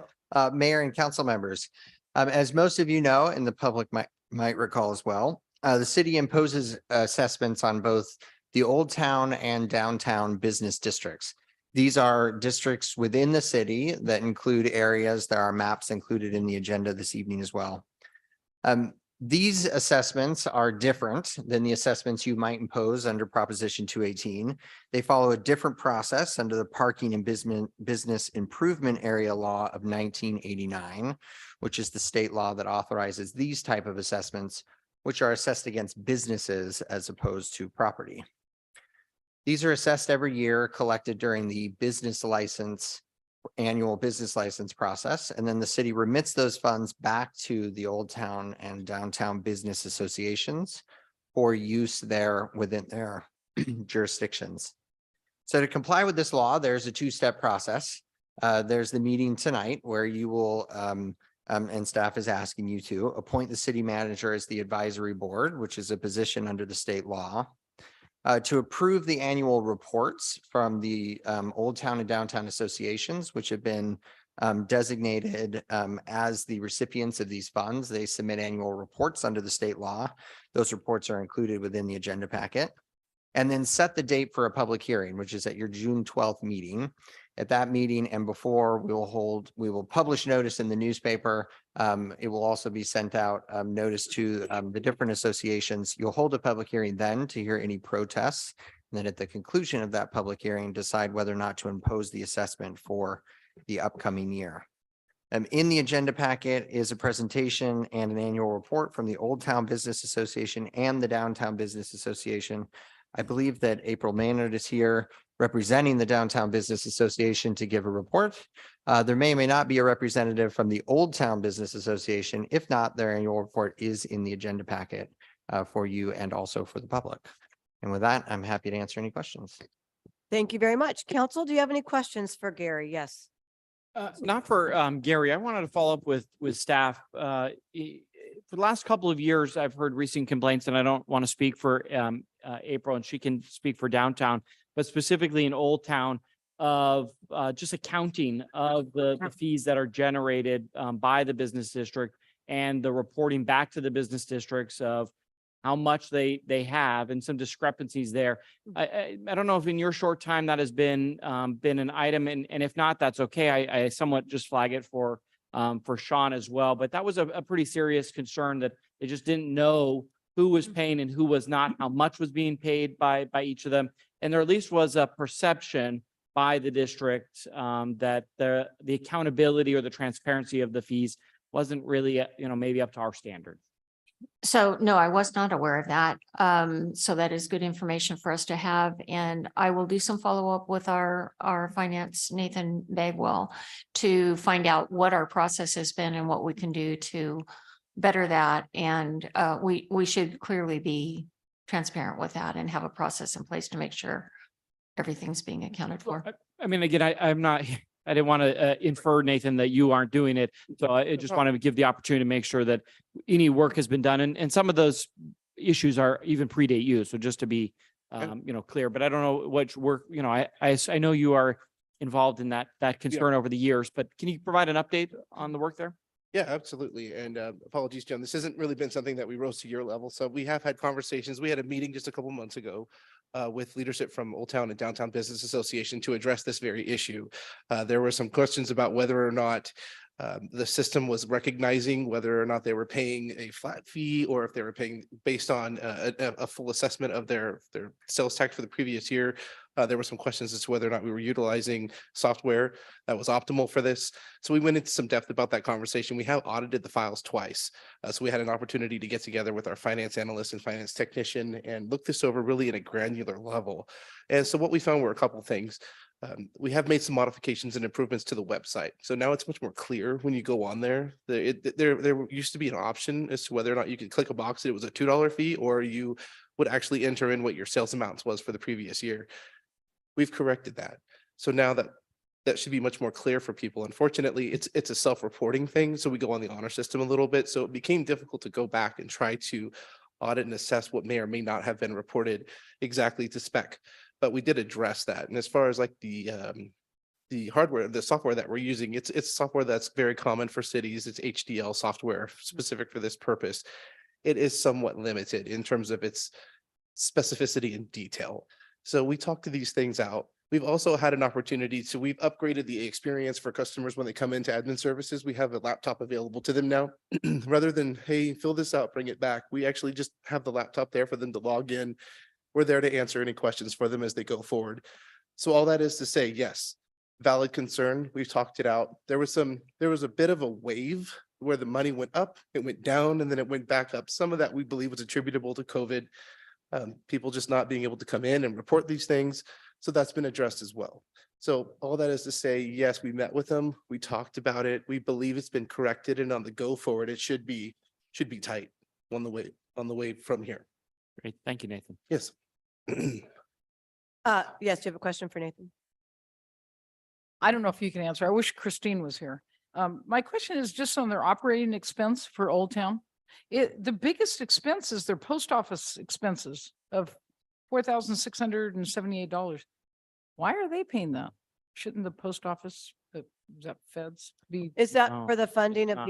the- Yeah, so What is- I will not speak on their behalf, but as the liaison of the Old Town Business Association, it is not, and actually Councilmember Holmes, I know, during his tenure worked on this. It is not a federally funded post office. Mhm. Okay. It's actually a contracted post office. And so to keep it operating, it does require additional funding that the business district prioritizes Okay. as a mechanism to not only get people in, but also to provide the ability for customers to mail out. No, So that's why they are putting money in towards keeping it operational. good. Thank you. Appreciate that. I don't know if Councilmember Holmes, I know you were heavily involved with that a decade. Yes, indeed. And as a matter of fact, I make sure I buy all my stamps at that post office. Oh, I buy my stamps and have a PO box there. And I got a PO box there to help that move along. So, Yes.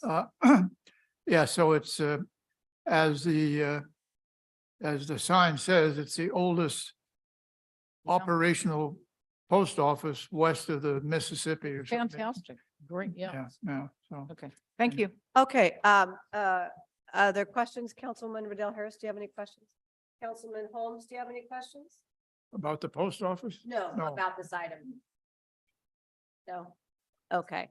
All right. And I don't have any questions at this time. So is there any public comment? Yes.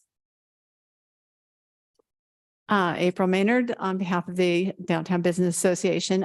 You've got my report. I know you've got a big agenda. I don't know if you want me to, like, for the sake of the record, go through it. It's in the packet. I don't think it's necessary. I did want to comment on the issue that was brought up about accounting, and I don't want to sandbag Mr. Bagwell because I was not present at that meeting and no one was. That was just Old Town Business Association, because they had quite a dramatic dip in their revenue, and they were very concerned.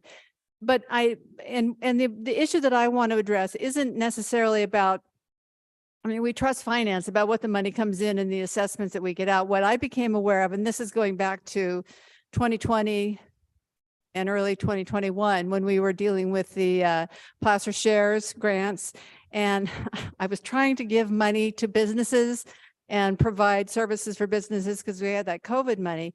And I found out by trying to contact businesses that there were several businesses that hadn't paid for a business license for years. And so we couldn't really give them money because they didn't have a business. So they weren't technically, and it was just confusing, but there didn't seem to be a system to enforce the reason to get a business license, because if people didn't do it, what I heard was that people would get letters, and if you didn't answer the letters, then nothing would actually happen. So I don't know if that's been addressed, and I think that was a little bit different than the internal the internal handling of funds coming in, that I don't have any question is, handled well. It's just all that money that isn't coming in, because I went over the revenue that the DBA got, and we got more in 2021 than we got for calendar 2022. And that didn't make sense to me, because I don't do a head count of the businesses, but things were happening in 2021 that were kind of dire, and that was a higher figure. So I think that if there could, and I'll reveal my dark secrets. As a dog owner, I know that you don't get notice to renew your dog licenses, and I don't think about it, and then, but it's just, that would be a drivel of revenue, but it's the same concept, that there is no follow through and enforcement and system that keeps fees coming in. So it's nominal for dog licenses, but it's pretty substantial for the business associations, and we're trying to get things done. And we're putting, as I put in the report, we're putting quite a fund into getting the lights around town done so that the buildings are lit. If you haven't been downtown lately after dark, it's looking good, I think. And so we want to get that finished up. But what that leaves us with is for the last few summers, we've invested about $15,000 to provide live music on the weekends, on Fridays and Saturdays in Central Square. And we can't afford that. So that's regrettable. And if we had more money, we'd be making things happen in downtown, but we did we've been trying to get the town, the buildings lit up now for several years, and we have that opportunity to finish, and we want to finish the job. So we made a choice. And we'll still have the decorations for the seasonal, times, but, I personally think that's going to be, if you ever went down to Central Square on Friday and Saturday nights, there was a lot of gatherings. So that's going to be missed, but you have to make choices. Thank you very much. I appreciate that. And, that really is sort of a plug for the automated system, and having things online that would generate notices automatically when licenses are up, paid. I don't know where we are in that automation process. I know we've invested some dollars into that with ARPA monies and so forth over the past couple of years, but I would be hopeful that we would be able to address that, and that we are addressing that now, that we should be collecting the fees and the business licenses and so forth regularly. And just sending out a notice once a year if it's a hand done thing.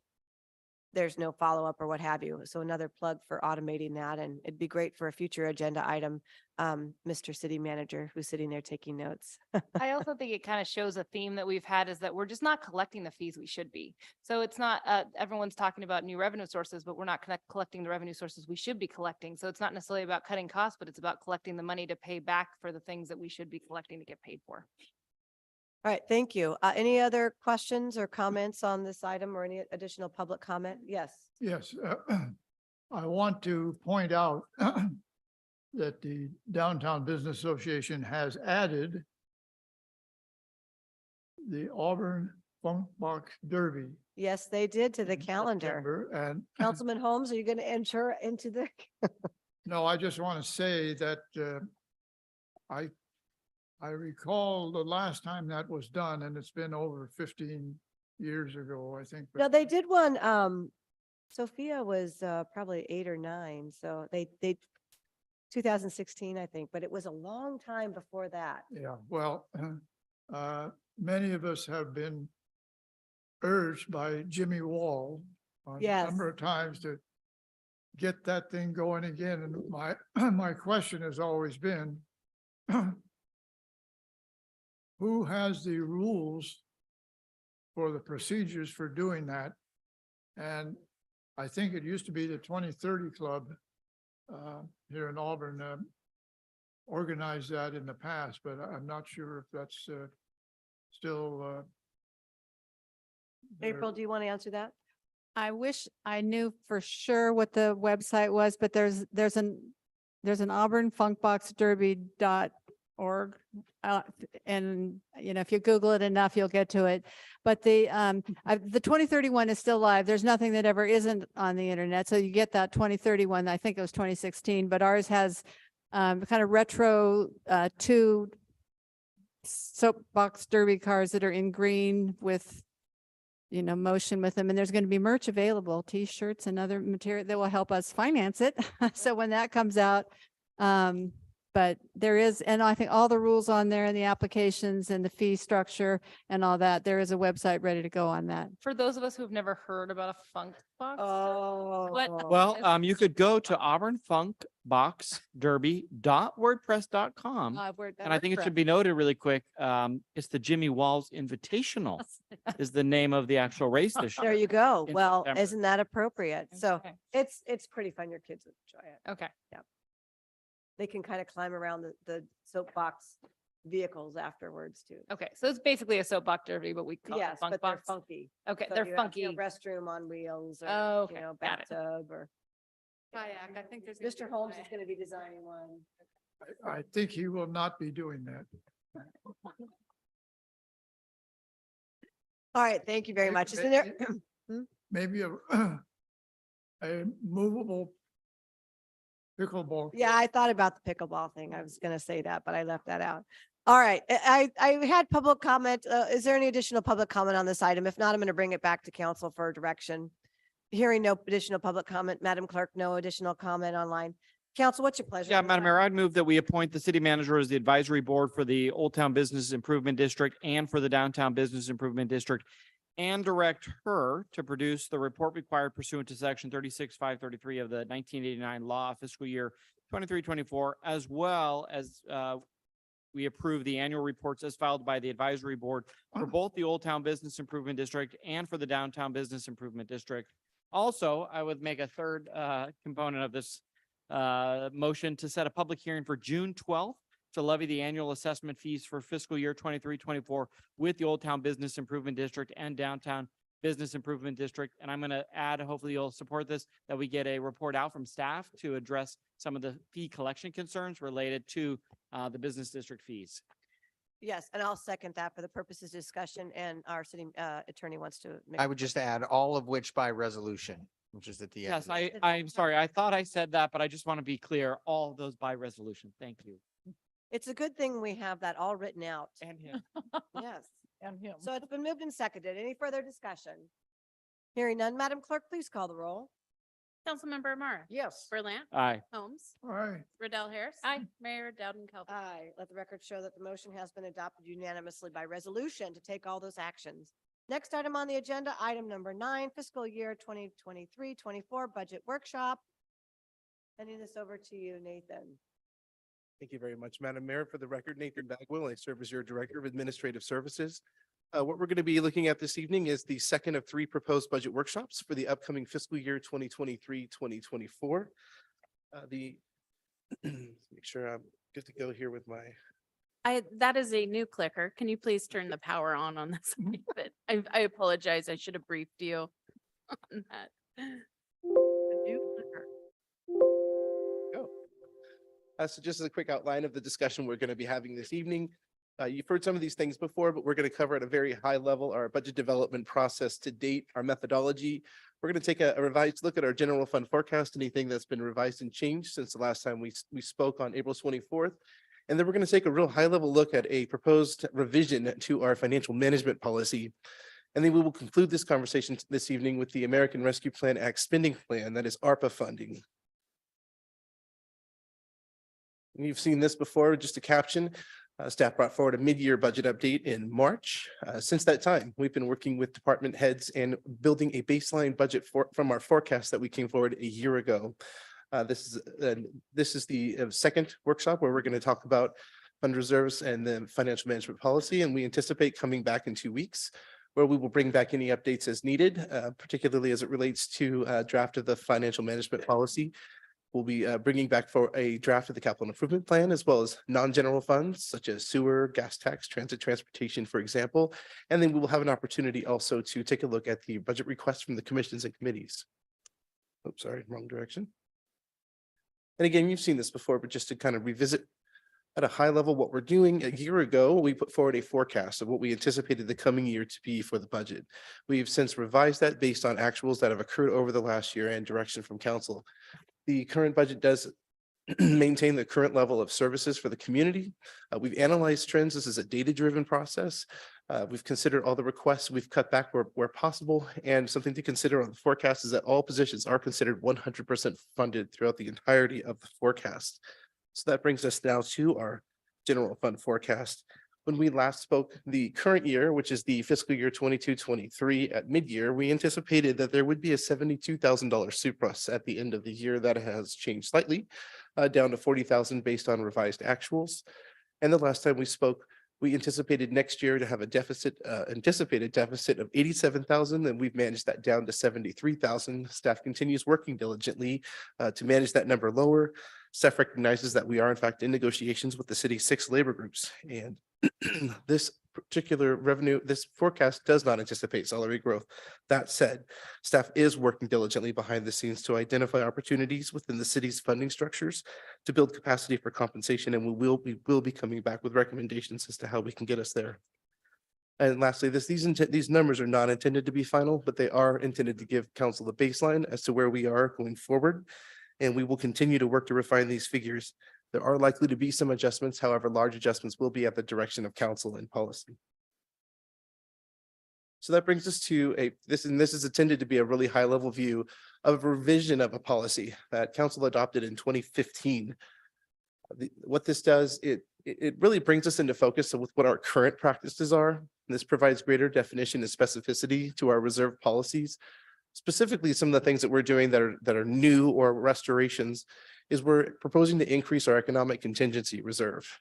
We annually review this, and our goal is to get up to 40% of our annual sales tax projection.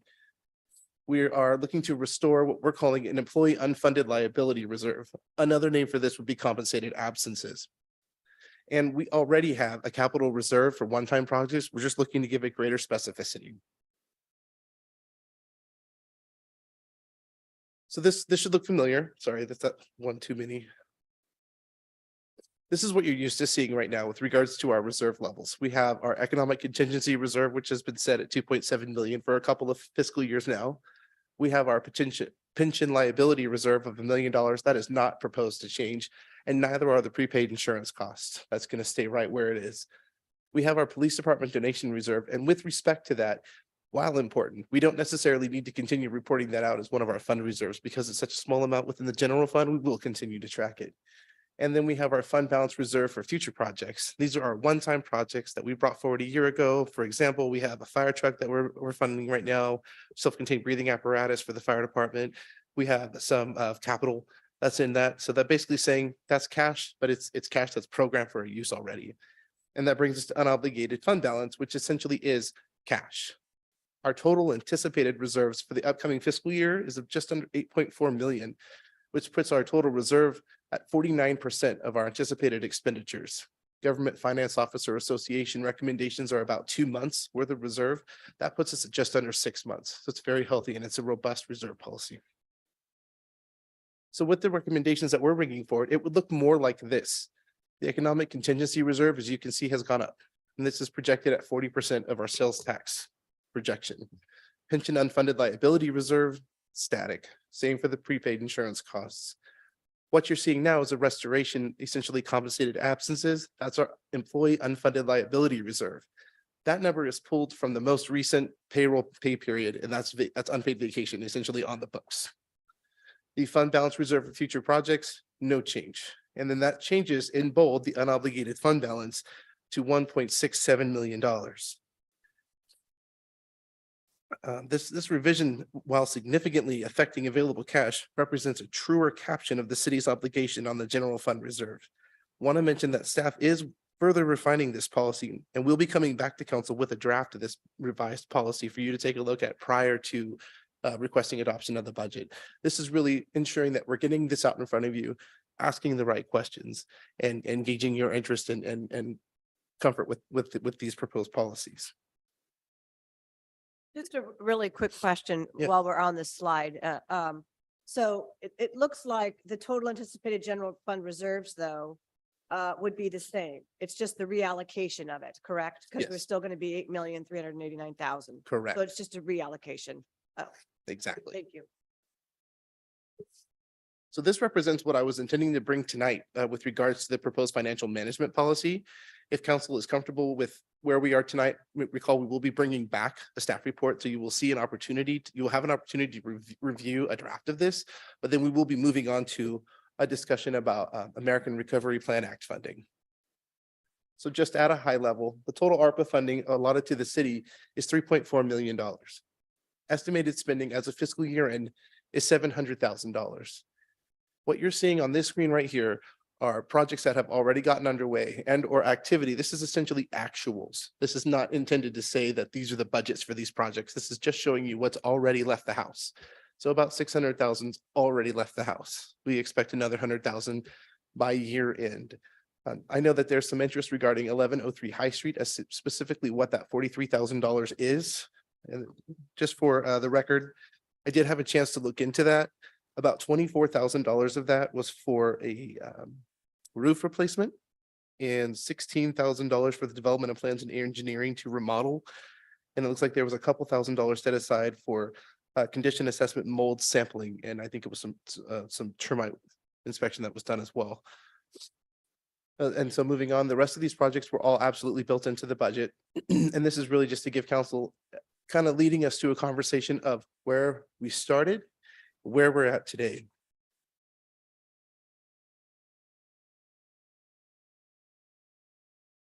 From the ARPA funding perspective, I'll come back to this slide. Councilwoman Amara has advised us that she has a conflict of interest with regards to the Downtown Business Association. So we'll come back to this, but I just want to show this briefly as to say these are projects that are already built into the budget that council's considered.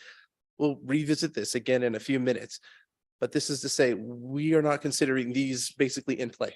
We are considering these council priorities, and that's where you see that $1.465 million at the end. So the methodology, if you'll follow with me, we were awarded 3.4. We've spent 700 and we're considering 1.46 essentially as not to be touched. Again, we'll come back to that. So with this methodology, here is a look at what was considered for the remaining funds. So this is what we talked about with council a year ago. This is what made it into the budget document. And specifically, these are projects that there have been some variations to costs. And in response to council interest in updating the city's general plan, these combined amounts here is formulate what staff is presenting to council as an option for further consideration, or another way of saying it, perhaps reconsideration as to how they're programmed. So essentially, these are projects that we built in last year, planning 750, broadbands 300, some police station upgrades. We have contemplated an alternative means of funding for that particular project. We mentioned previously 100,000 for the citywide scanning project that is coming in less than we anticipated. And then various odds and ends, there's about $10,000 elsewhere. The takeaway being there's roughly $1.2 million. Essentially what we're asking council if they would be interested in reprogramming or considering for other uses. Specifically, relative to an earlier council item tonight, capital for pickleball. I get that I understand that the number was 63 and change for pickleball. The 75,000 up there is really factoring in some contingency that can be adjusted based on actuals. But really the meat of what we're coming forward to council tonight is to talk about that $1.1 million. This is so consistent with what we discussed at the April 24th workshop. This is being recommended to be put towards a general plan update, which, excuse me, the total cost of the general plan update, while not known at this time, is estimated to be between 1.5 and $2 million. With us this evening are the city manager, city engineer, as well as the economic development director and our planning works manager, and they're available for commentary or answer any questions relative to the benefits of this investment for the city. The 1.1 million commitment is being brought forward as an opportunity for the city to initiate the largest component of the general plan, land use, which Jonathan can speak more to if council so desires. Additionally, staff would be looking to leverage up to $100,000, which would be utilized for grant matching funds to apply for up to $500,000 towards planning efforts centered on bike and pedestrian and traffic safety plans. And the city engineer, Alan Mitchell, is with us this evening if you would like him to expound upon that as well. The overall strategy being that should council wish to move forward with staff's recommended use of ARPA funds, staff will begin these efforts, return at the mid-year financial update in 2024 with updates and next steps towards completing this effort for the city. That said, that would bring us then back to, if council is comfortable with that discussion and that direction, that would bring us then back to these projects that staff understands to be council priorities, and these are the ones that Councilwoman Amara has identified for us that she may have a conflict of interest. But these are the ones that we are looking at and thinking that council does not intend to make a change on these. And so we would be looking for a couple of things. One, for confirmation that these are the projects as they stand, that council does in fact want to stay with these as they are. And then secondly, that we would be moving forward and go ahead with the land use component of the general planned update and setting aside $100,000 to leverage grant opportunities from the ARPA fund. Between those components, that would essentially fully program all of the ARPA funds. I have a quick question about the general planning. The RFP, do we have any idea on when we might put that out? I actually received the draft this afternoon, so I'll be reviewing that to be able to release it. Perfect.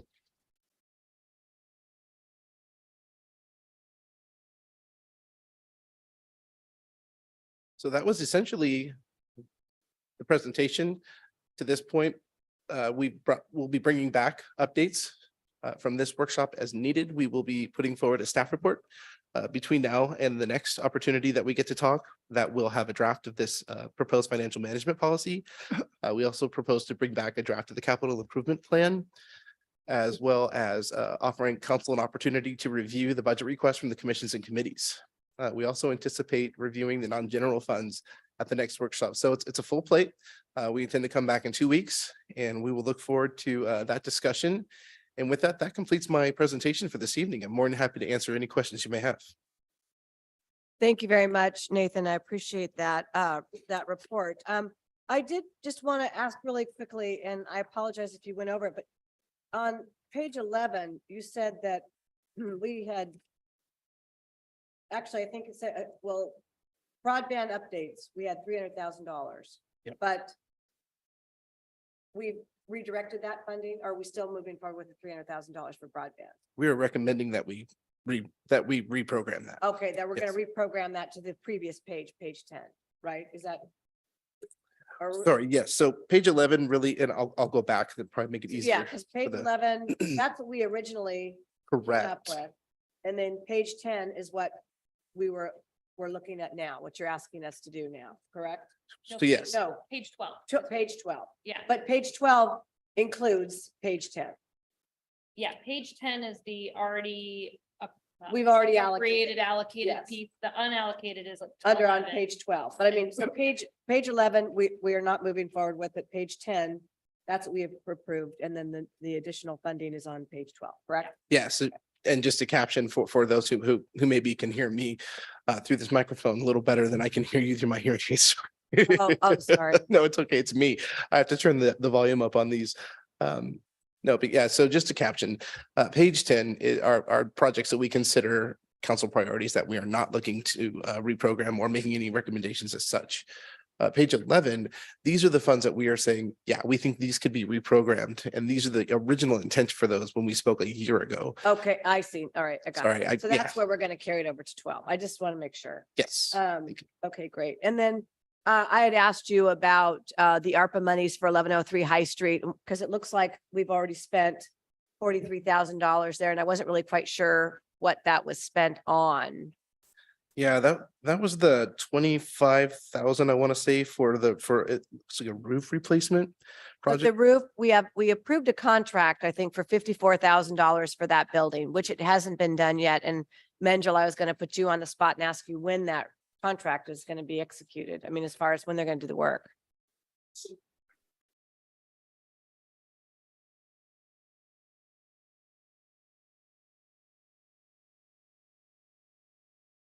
Good evening, Madam Mayor. So the contract was supposed to be executed 2 weeks ago, but the rain delayed it again. So the actual work is scheduled to start within the next week, if I remember correctly. Some of those funds that you're seeing already exhausted are for materials and supplies. Okay, because I know that we let a contract for $54,000. So we've already spent some of the funds in that 54,000 on material and supplies. That is correct. Saying, okay, all right. Yeah, because we had $25,000 that was spent on design and so forth. I just want to make sure that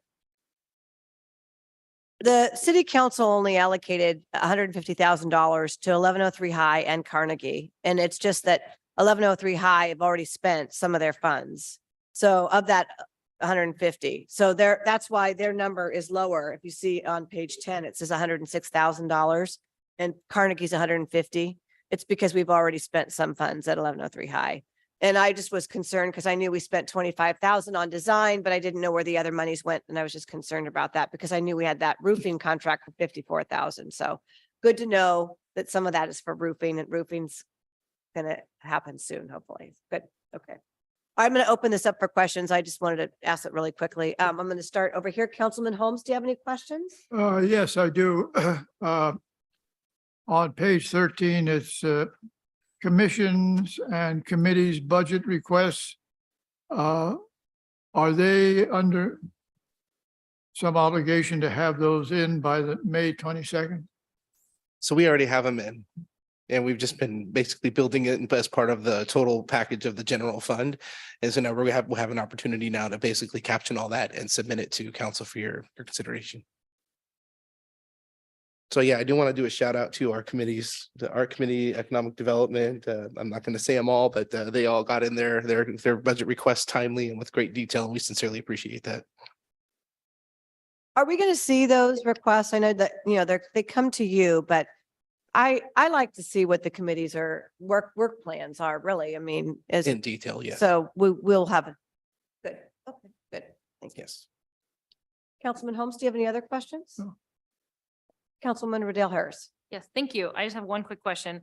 On page 11, where it says planning, that's really general plan type activities that were scheduled in. And so it really reprogramming them to general planning activities would be basically you're just keeping them the same essentially, only you're dictating that they be general plan versus overall planning. Is that kind of the gist? Yeah, and you're right. So it was going to be 250 and then 500 or maybe it was 500 and 250. And it was general plan / circulation. So really what this is doing is as you mentioned, is giving it greater specificity and just saying general plan. One big pot of money that goes to the general plan documents. Okay, great. Thank you. Councilwoman Amara. Thank you.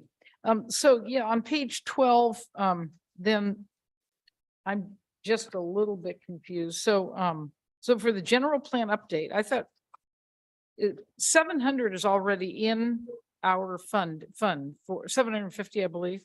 Yeah. So from ARPA, we're taking 300,000 or about. Yeah, give or take. Okay. And that's how you came up with the 1.1 on page 12.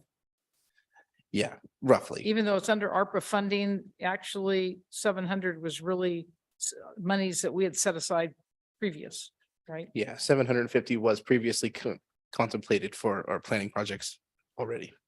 Okay. And then, so the component, the largest component is that we're going to be doing, starting with, then is the land use and the circulation. Correct. Okay. And what is leverage grant? Oh, and you're going to leverage it with grant opportunities. Yes. If possible. Okay, future. Okay, thank you. Correct. And then just going back quickly to page 7 and 8, this reallocation of our reserves. So you went over it. Could you just a little bit slower go over why such a big increase into the economic contingency reserve? Essentially, what this is designed to do is insulate the city against any major economic downturn or some kind of large vendor potentially leaving the city and giving the city time to respond. Okay, and Something so like that. that's increased quite a bit, and so you think that's at this it's a good allocation of our reallocation of our money. It's a targeted number. There's a strategy behind that, essentially trying to ensure that the city would have enough time to strategize opportunities and avoid some less comfortable options. It would buy us some time to go in different directions, and so that's really the gist and the impetus behind that. Okay, great. And then Oh, and then the employee unfunded liability reserve. What is that then exactly? So what you'll hear that referred to in other scenarios, and they're realistically the same thing as compensated absences. And that's really a liability on the books. For example, someone who has a vacation balance, there's a cash value to that. If that person were to separate from the city today, that they could actually get a check for that. So what this is essentially doing is saying, we're recognizing that as a liability and ensuring that we keep money set aside for that potential, and that's always there so that the city is trued up on that particular aspect, and we're fortified there. Okay. I know that a lot of jurisdictions do that. Oh, I'm not questioning it. I'm just curious. Okay. And then, but all of these, we're able to, we can, they're reserve money that we can also take out if we do need to. Is that correct? With council action? Right, yeah, this policy is at the direction of council. If I'm understanding your question correctly, you could revise the policies as needed. But these are essentially placeholders to ensure that these particular concerns are funded in advance. So, if there's any kind of surprise UAL dip, as Councilmember Berlant and I have talked, quite a bit, whereas the rate of return on PERS investments over the last 6 months to a year have not been particularly great. It's certainly possible that we could be looking at a UAL invoice next year. We do not think we're getting one this year. PERS is telling us no, which is great. And it also speaks to council's foresight in getting the pension obligation bond at a screaming rate that was great at the time. And it's really great now that the federal interest rate has climbed historically over the last couple of years. So we are well positioned. And this is ensuring that we stay that way. Good. Okay, thank you. That's all the questions I have. Thank you, Councilman Berlant. Thank you, Madam Mayor, and thank you, Nathan, for the presentation. I would be remiss not to mention, though, it would have been nice to have had this presentation before 4:30 this afternoon. So it is hard for, at least for myself, to truly follow all of this. And so I would ask a couple things, and if my colleagues would agree, in the slides that you presented today, you show a little bit of a current and what you're recommending to do. It's not as clearly noted on the slide themselves that besides the word proposed, I guess I would ask that we get a table that shows both for our fund reserves as well as the ARPA dollars. What is it currently in the budget and what are you proposing to do and what's the net difference? Just so we can see it in one place, because I'll be honest with you, it was very hard for me to follow, and I appreciate the mayor asking the question, but trying to understand between 10, 11, and 12 and back and forth of which one is current, because those don't show proposed. And I appreciate the explanation that Councilwoman Riddell Harris asked you about if we're moving it from planning, but we're really still moving it to planning. And so that added just a little bit of confusion to me. But with that, a couple questions. So based on the fund balance policy from 2015, what specifically does that policy state in it that you are recommending changing? So that is, the contingency reserve is not a particular, it's not a specific amount. Sorry, I'm going the wrong way. So we are adding specificity to the economic contingency reserve. Essentially, it says we will have one, and then it calls out a total of 30% fund balance overall. What this is saying is, yeah, we're going to have an economic contingency reserve, and it's going to be 40% of our sales tax. It specifies exactly what we're aiming for. It gives us goals in that way. Does that answer your question? No, that makes sense. Okay. Is that the only change to the 2015 policy? No, and thank you. The pension unfunded liability reserve is already in there as our prepaid costs. The fund balance reserve for future projects isn't really spelled out. So we're giving that greater definition. We're kind of renaming that, if you will. The one that's really the employee unfunded liability reserve, we talk about that in our fund balance in 2015. We haven't been doing it for the last couple of years. So essentially we're restoring it. Okay. So I guess I would ask, at least for myself, but I would think my colleagues would want this as well, is the recommended policy with strike throughs and with the additions of what you're asking. Okay. I'm following what you're saying, but I think it would be good for us prior to the meeting, and in the budget, it's a huge document. Let's call that out specifically so that we can look at that, because that's a big decision. I also just have a question. I get the 40% to economic contingency I mean, I understand what you're saying, but I also am curious why there versus in the pension unfunded liability component. I'm not at all advocating that we return it back to what it was just a couple years ago, but I'm just curious to be able to see, you know, kind of the rationale of these additional areas. And so that leads me to my next question is, you're adding in the employee unfunded liability reserve. I understood what you said, which is these are for leave balance buyouts and things like that. What's the average annual cost that the city is paying that would meet these thresholds? What is the average annual cost that the city is paying? So if you are putting away $700,000, what are we annually actually paying in buyouts and other usage that this dollar would potentially be used for? Okay, I'd be more than happy to look that up and get back to you on that one. I would offer that this is looking at it from a slightly different perspective. This isn't so much necessarily what folks are paying out, it's what they could pay out. So really, it's essentially these balances that build up over years of time that maybe they're not cashing out that they could someday. So does 692,463, which is a very specific number, cover all of the potential unfunded of what a buyout could occur for those that are eligible to buy out today, their leave credits? Or maybe not today, but within the fiscal year? Yeah, so essentially, if everybody in the city, right, if the city ceased operating and everybody got cashed out for their vacation balances today, it'd be that number.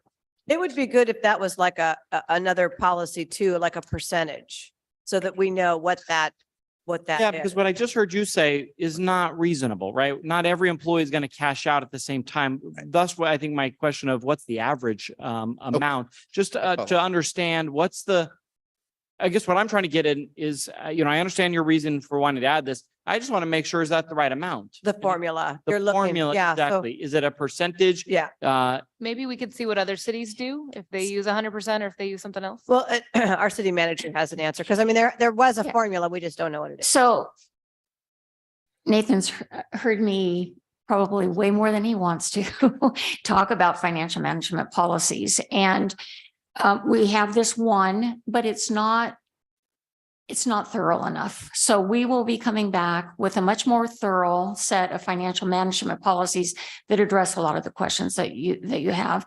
Great. We talked about that today. You will have it in writing prior to the meeting, as well as the commission and committee requests. So you have those to look at prior to the meeting. I think that's important. But in terms of the financial management policies, I think you need to have in place something that's far more specific, that is more broad-based, that sets the direction for how you are going to fund city operations. Yeah, based on a percentage or whatnot. Yeah, and I mean, I completely agree with that. So I appreciate you stating that. I'm a very supportive of making sure we have a methodology, because I don't want to have the appearance that we're just, my words, squirreling away money in designated funds. So, you know, to make it appear like we don't have dollars for projects and people for today. But I also want to make sure that it's the right amount. This is a large portion of money. Now, I will ask you, Nathan, the same thing. And if you go back to every budget finance director prior to you during my nearly 10 years, I've asked them the same question. Right now, we're at 49%. You talked about 40% being what the economic reserve should be, but what should our entire reserve be? So GFOA recommends only about 17% or 2 months. Previously, in our fund balance policy from 2015, we've set ourselves a measure of 30%. So we're above that right now, and we are projecting to be above that in the coming year. Yeah. Okay. Thank you for that. And I would add, Sean, this is what I wanted to ask you. And so I don't know if you next in 2 weeks want to, you know, put yourself on the spot, but I would be very curious to what our next city manager recommends as well, of what is the right amount, because that is, again, it's an important percentage, right? We don't want to squirrel away too much dollars, but we also don't want to not have enough. It should be noted, because council members prior to us worked very hard to build this up. Yes. Did not always exist. And I know that there are council members who would be in our ear about reducing it. And so I think we just need to have a strong methodology to explain why we're doing that. My last question that I had here, again, as I asked, I would like to see the ARPA dollars, you know, what we approved, what you are proposing to move and what that difference is. But I am curious on this. The broadband was a big discussion in 2021 when we got the dollars. Nobody's really talking about that is of any level of importance. Is that really the case? Is it no? And I realize that maybe we've had some change in city management, but why no dollars towards broadband? I'd like to hear from city staff. Oh, I was going to add something though. No, for the okay, county, please. But I was just going to say that just recently, and in fact, it was just the other day, Supervisor Gustafson was talking about the county actually going after some broadband dollars, and they're doing some workshops they want to encourage our constituents to attend. So it sounds like there's some additional monies that are being made available to the county for that as well. I'll let staff answer, but Yeah, I'd be curious to know if that money will, I didn't mean to interrupt you, but if that money would trickle back to the city. I just want to know, again, I'm not saying, I'm not prejudiced of the opinion of moving the money, but I'm just curious of why was it so important that we allocated 300,000 and now we're okay to go down to nothing? I can, Well, I want to hear from staff. I was the one who pushed for it in the budget though, so that's why. I Yeah, feel it was, like it was us. It We- was us. It was Alice and I drove that it. pushed for it. Yeah. Because we wanted to make sure that with COVID, we were finding out that there wasn't the broadband that was required and necessary.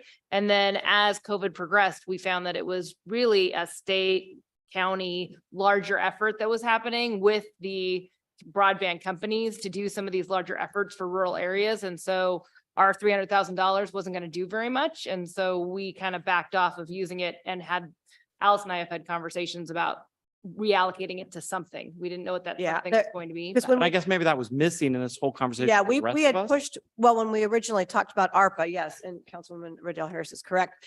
We had a big issue with schools and kids being able to have connectivity and having to go to, restaurants and so forth to Yep, have that. the change of And- plans was missing. I didn't hear it. Yeah, that had changed. Well, the schools really kind of stepped up and started addressing some of that issue. It was just something that, you heard in the news too.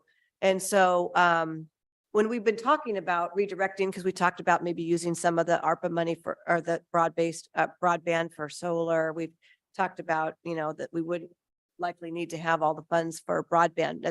And it hasn't been a big issue. I don't think, have you No, heard? but- I haven't heard. But I our just think we had a lot of discussions. when We did, Programmed it in. So yeah. that was my question. Thank you. Problem Yeah. solved. Yeah. We've identified it.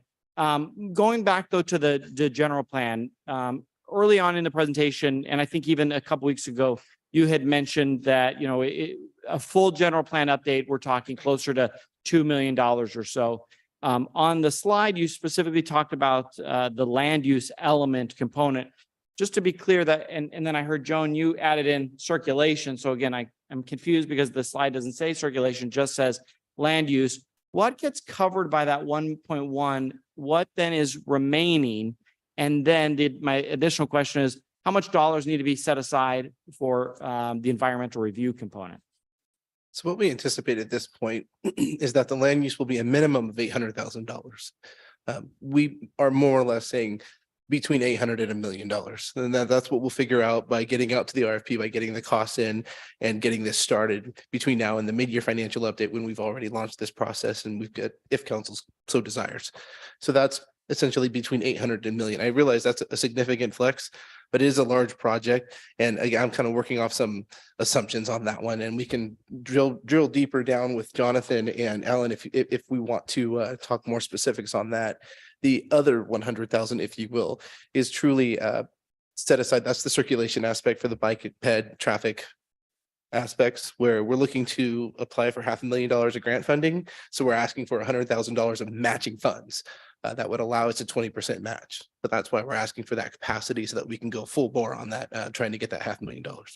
So what happens to the conservation, the noise, the environmental justice, the open space, the air quality, and I think there's a new one on climate? What would be the plan for that? Is that a future year or is that covered in what you're setting aside? Alan, would you be able to, Joan? would you Well, wanna talk about- it's not covered. So there is potential, I just had information today about the potential of a fellow for a year paid for by somebody else. I have forwarded that information to our new city manager that addresses climate. I think there would be probably significant information coming out of that process that we could use in the in the general plan portion of it. By doing what we're doing, and you'll remember my comments before were my preference is to do the whole thing at one time for economy of scale and consistency. So it's going to behoove the city to look for other sources of revenue to do those other elements that you just identified. Hopefully some grants, some other potential of maybe partnering with another organization, which I've done in another community. There are some opportunities out there to be able to address those, to get them done pretty much all at the same time or end at the same time, so that when the environmental document is done, you can do everything at one time and not have to come back and expend more monies to do them piecemeal, essentially. Okay, yeah, thank you for that, Joan. That really concludes my questions. Thank you, Nathan, I appreciate it.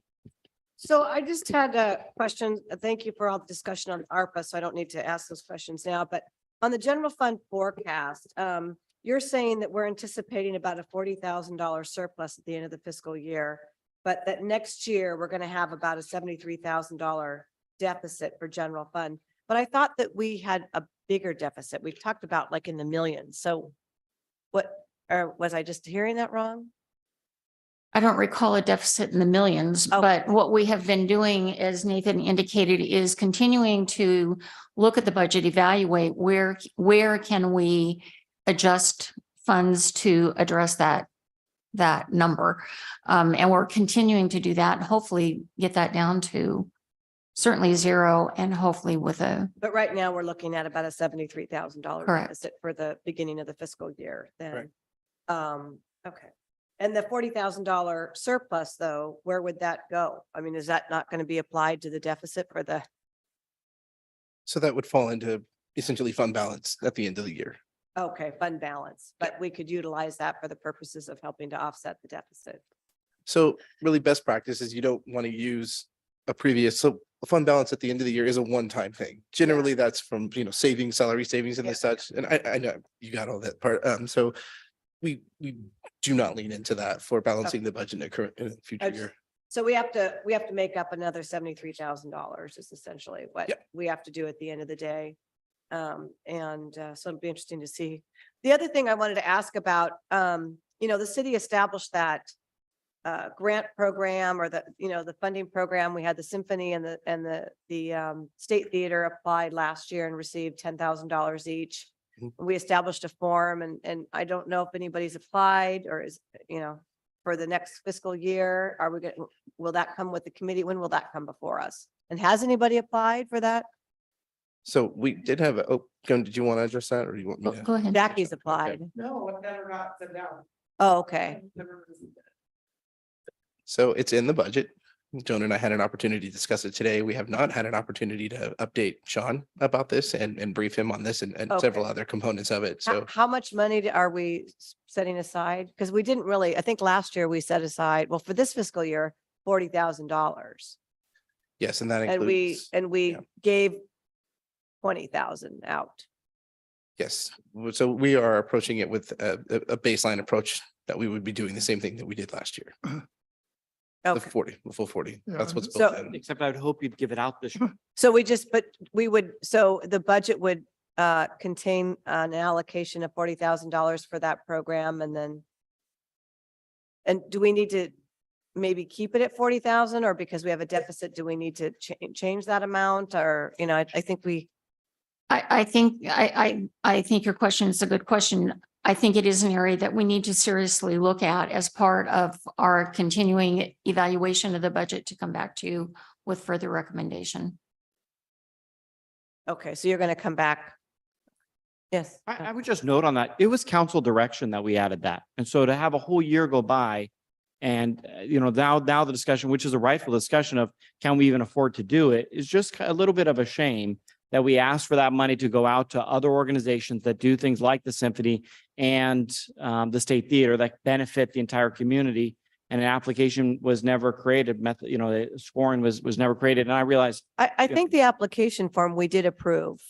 But it never went out. Yeah, but I think we did actually look at a form because I remember discussing it. And it probably just, it sounds like it got lost in transition is what's Transition happened. was 6 months after the, Yeah. we gave the direction to give it out. And- Yeah. And actually, if you go back to watch our meetings prior to the July adoption, we asked for it to be done ASAP. Yeah. We did not make a decision of who would get it that night. And again, that was back in June of last Yeah, year. and I don't know Anyways, what sorry, I happened. just make the comment because, Yeah. there are organizations that need it. That's why we Yeah. asked and directed it for it to be done. And like I said, I do know the form was out, but So I know the State Theater was planning to apply for that other. I thought they were going to as well, but 10,000. I think they were asking about the application and where that was, Yeah. so. Okay. But we do need to have a conversation about this because we do have a projected deficit now coming in, so we'll need to have a policy discussion on this and what we're going to be able to assist with in the coming year. So. Yes. It's just going back to page 11. That's the old ARPA funding projects that are laid out. Is that right? The prior. So is that 75,000 for police station upgrades? Is that off the table? Yeah, we're looking for an alternative means of funding that project. And the reason it ended up Now- on here was because it hadn't started yet. Well, and I'm thinking, does the upgrade include the solar for the roof? No. I thought that was going to be a part of it. No, this is specific to inside the police department for, I think, lockers and some changes to the evidence room. Okay, and does the police station, do they need a new roof or is that why solar couldn't be put on? I'd have to get back to you on that one. I'm not exactly Menjel, sure. yeah. Menjel, do you know the?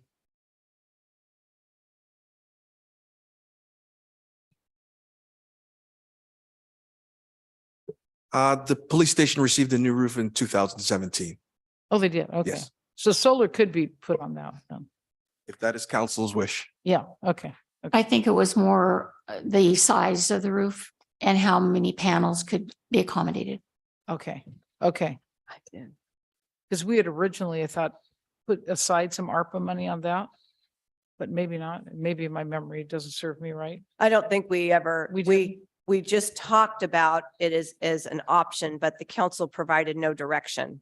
Right now, what's funded from us for solar is the solar installation at the courtyard because that was in this year's fiscal. Yeah, This fiscal But not year's out budget. of ARPA, that's out of the budget. Hmm? That was out of the budget. Yeah, Yeah. we didn't allocate any additional monies. I have one more quick question. Uh-huh. Just because I'm still learning new things about the budget all the time. When you look at the new way, the proposed policy for financial management, it talks about economic contingency, which is, trying to make sure that if unforeseen financial things happen, we're covered, essentially. Am I correct? Then the unobligated fund balance, what is that? Is there a use for that? Or is that us just, as Councilman Berlant said, squirreling away money and things that we should be, if we have the opportunity to use it for a purpose for the city, we should be using it for a purpose? That's cash. That's unprogrammed. There's nothing attached to Is it. there a reason to have that cash just sitting there But yeah, it, as opposed to all the other Opportunities. contingency things? I mean, there's opportunities that might come up.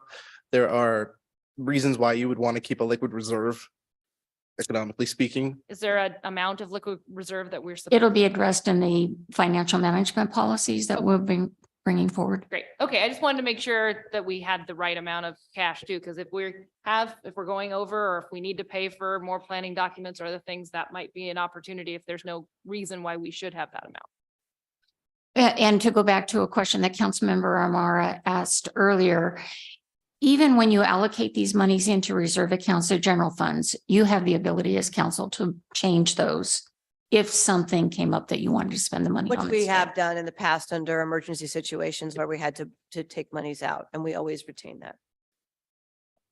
Because I know we saved that money, but we also haven't done a lot of things that we were supposed to spend money on in the past. So I just think that that might be a good opportunity to spend the money where we should have been spending it.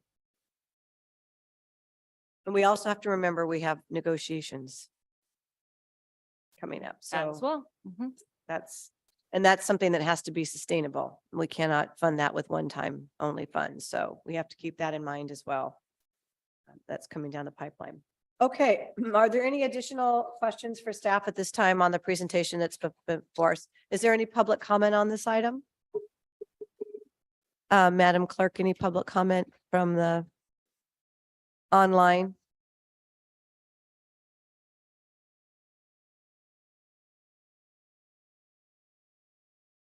There is not. Okay, I just need to ask for clarification purposes.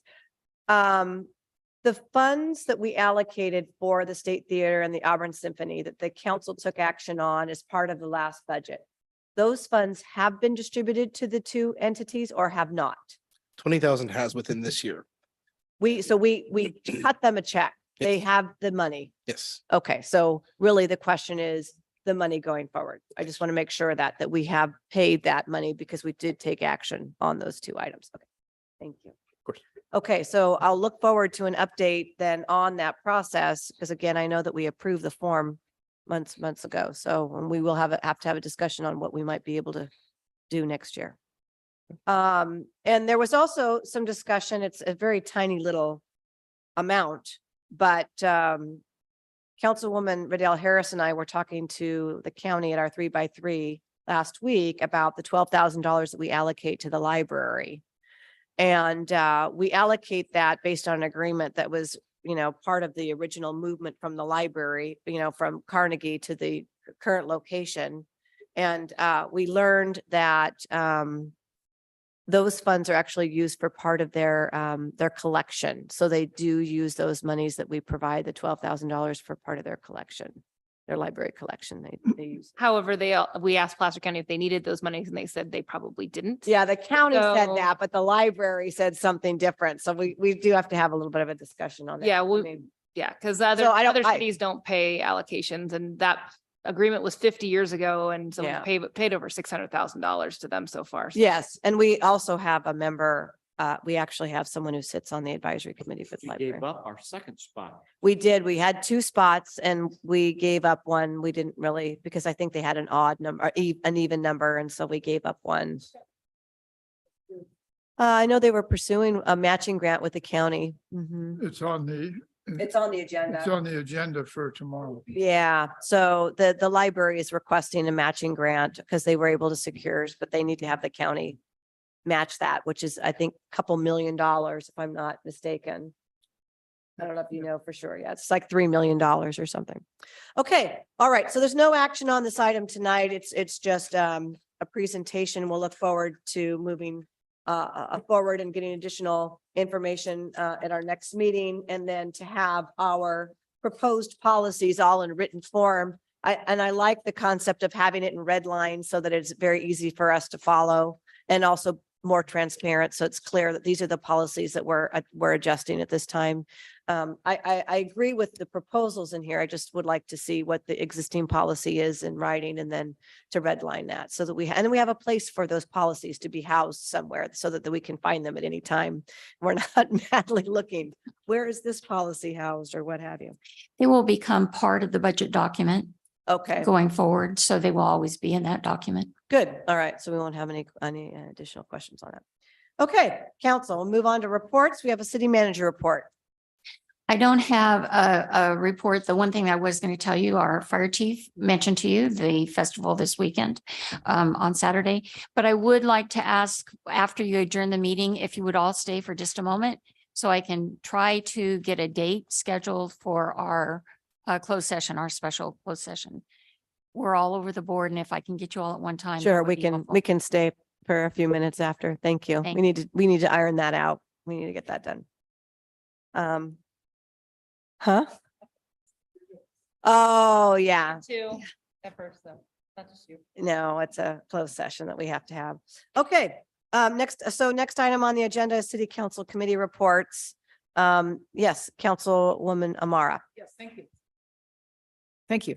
I finally was informed and made it to a shack meeting. Oh, great. And what did I do with it? So anyway, the big takeaway with that though, is that we're running out of space to put the tiles because our streetscape isn't complete. So we need to finish our streetscape. No, so really the issue will be brought before us eventually is, do we want to have the tiles? Because, there's allocated space for, the endurance group and then for the medical group. And so they're all over town. But they don't want to put it on sidewalks that are not updated and, part of the streetscape. So the question is, eventually, my report is, we will be coming back, Shaq will be coming back and asking, do you want them to proceed and put it on the sidewalks in front of City Hall here, even though it's not part of the streetscape yet? Or do we wait? What do you want to do? So anyway, that's something they're trying to decide. There'll be a recommendation and I'll bring that back to you. But other than that, it was a very pleasant meeting, even though we got kicked out by Jonathan at 5 o'clock. Oh. No, I'm teasing. So anyway, that's all I have. Oh, sustainability did meet. And it was basically the budget. So really nothing else to report. Thank you. Councilman Berlant. Thank you, Madam Mayor. I just want to put on everyone's calendar, June 3rd is going to be our Auburn Community Service Day. Both April Maynard, Brian, Katie Freeze, Brian Goodpastor, and I are busy trying to pull that all together. The fire department will likely have a fire prevention related project. We'll do a cleanup at the school park preserve, as well as the various gardens that are in and around City Hall. And then we'll likely do litter pickup as well. And so we'll be looking for volunteers. I'll push out and send to you all the date and the link to sign up. But if you can help us get the word out, since we're now less than a month away, to help us try to get volunteers. But I had that on my calendar for May 6th. So I think that was well, it's now June 3rd. that's good to know that. May 6th came upon us very quickly. Quickly. And if any of you know April and Katie and Brian and myself, we're all busy in a lot of things. And so we had to kind of push back a little bit. But June 3rd, here we'll meet at City Hall, like we have done. We'll bring our clippers. Bring your Sophia clippers. and I will have our clippers. I am looking forward to that. So anyways, more to come. That's really all I have tonight. Thank you. Councilman Holmes. Well, I just wanted to mention briefly some of the things that went on at the Cap to Cap trip. Oh, yeah, I was going to mention that as the delegate. But you And- can mention what you did, but. Well, I had a number of meetings with various staff, congressional staff meetings. And I did make an effort to go and meet with Tom McClintock's office, even though he's no longer our representative, but and also State Senator LaMalfa. And I was unable to get basically a one-on-one with the Bureau of Reclamation. So and I was trying to get a meeting with the UP Railroad for some of the issues that involve us as far as clearance on the route. There was particularly there's a tree that's in the right of way, UP right of way, that could fall into the ARD territory. And so, but as I don't know about you, but a lot of the stuff requires additional follow-up with various people that were involved in some of these meetings. So I've already started that process. Thank you, Councilman. Councilwoman Riddell Harris. Thank you, Madam Mayor.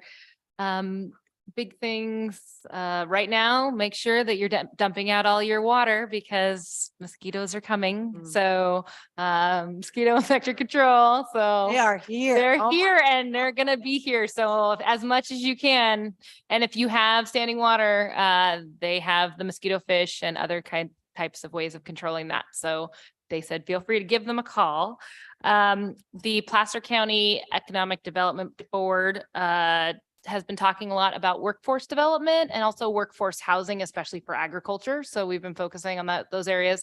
Also the CHIPS Act, we talked a lot about, but that was before they had announced that Bosch was moving into the TSI facilities in Roseville and spending over $1 billion on upgrading that facility. So that should have a big impact on the entire county, I would imagine. So that's a pretty big win for the county. So that's exciting.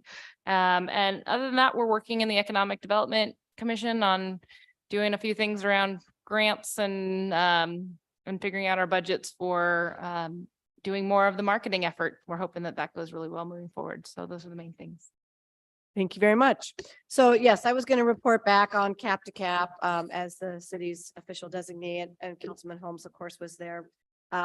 Oftentimes we would meet in the lobby. He was staying at a different place. So we were on the air quality team. Really, the air quality team was divided into two sections. You had mobility, which is really air emissions for cars and things of that nature from mobile sources, and then the wildfire and forest management side.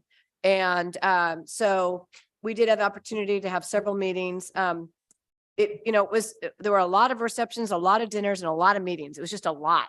We were going from, we would have walks. So with the other mayors, we'd go out and speed walk at 6 o'clock in the morning, and we'd be eating dinner at 10 o'clock at night. So, and then meetings all between. We did have a meeting. I arrived Friday evening, and there was a reception that was hosted by Visit Placer and Choose Folsom. Very well attended, great opportunity to hear about the two organizations and what they're doing for the region. Saturday, we, as a member of Placer County Transportation Planning Agency, the executive director organized a meeting with the federal lobbyists for PCTPA back there, and that was incredibly informative. He spoke about ways in which to qualify for these transportation grants when so much is dedicated to addressing the unhoused, the underserved, the socioeconomically disadvantaged areas. While we have some in Auburn and in Placer County, not as much as some other urbanized areas. And so a lot of times we don't get the points that we might get because we aren't serving that kind of constituency. But there are ways to utilize what we do internally with regards to recruitment and diversity, equity, and inclusion that can get us the same number of points when we seek our grants than if we were applying to serve that underserved community. So that was a huge win for me. I had no idea that they were actually looking at that the State Department or the Federal Department of Transportation and Housing or Transportation was allowing that. So very interesting takeaways on that end. And Menjel, we can certainly talk more about that now that we have a new HR director. I'm really hoping that we can, I think that there's monies that we haven't been able to qualify for because we didn't maybe meet that criteria. But now that we have this little secret information, which is now public, I mean, it's public, but I had no idea, and neither of us did. So that was a huge win for me. I thought, what a takeaway. And then we did have, other meetings on Saturday. We had a welcome reception from the chair. The next day we started out with, let's see, I think we had, oh gosh, that's not even my schedule. I have, It was Doris Matsui. yes, well, on Sunday, we had a chair's reception, and then I was also on the public safety team. So I had a meeting on the public safety team's agenda, which included sort of an urbanized addressing of fire. So as opposed to the wildfire piece. We did have an opening breakfast that was hosted by Congressman Ami Vera, Sure. not Congressman Amara. It's getting late. My daughter is texting me, Mom, please come home. And I'm trying to. So that was very interesting. And then we had, I had a meeting, air quality team had a meeting with Congressman Kiley's office. And also very good meeting with the USDA's Forest Service staff for an hour. We were able to sit down with them and talk about US Forest Service and what they need to do in changing the culture and BOR. So very good meeting with them. Learned that they are actually working on an MOU with FEMA, with BOR, with DOI about wildfire prevention and response and recovery too. So that was very interesting, and that some of that's coming out of that federal wildfire task force that we have someone from PCWA sitting on. So interesting on that end. Also had the opportunity, the next day we had a congressional leadership forum that was hosted by Congressman Doris Matsui. We had the treasurer Yellen there to speak to us as well. We had another meeting with Congressman McClintock's office talking about fire and also work with the Auburn Shaded Fuel Break. And then I had a meeting with the House Committee on Natural Resources Subcommittee on Federal Lands. I led that meeting, and that was really our opportunity to talk about how, again, we need to change the culture for Forest Service and especially BOR when it comes to this whole wildfire and forest management, because BOR is not in the business of managing lands. They're in the business of managing water. And so it was, these staff meetings were really critical. Not only, they asked some really specific questions of us, which we didn't always necessarily have, like I didn't have the really detailed answers, but staff did. But they gave us an opportunity that if we need answers from these federal agencies, we can funnel these questions to them as they have oversight hearings. The day that we had the meeting with the House Committee, the next day they were having the Forest Service guy come in. And so we gave him questions to ask. And so we'll have follow up on that. So very interesting. And then the next day on Wednesday, I had another meeting with Senate Committee on Agriculture, Nutrition and Forestry on their subcommittee on conservation, forestry and natural resources, which was again, more of the same discussion about the federal agencies and the funding that we need. We had a really great takeaway, the piece that we left that had an illustration of the fires in the region. And then our points on fire resiliency, fire response and post-recovery. That's my cue to stop talking. Anyway, it was very, very beneficial, great information, and I'm glad that I had the opportunity to go. It concludes my report. I won't talk anymore. All right. So with that said, if there's nothing else to report, I'm going to go ahead and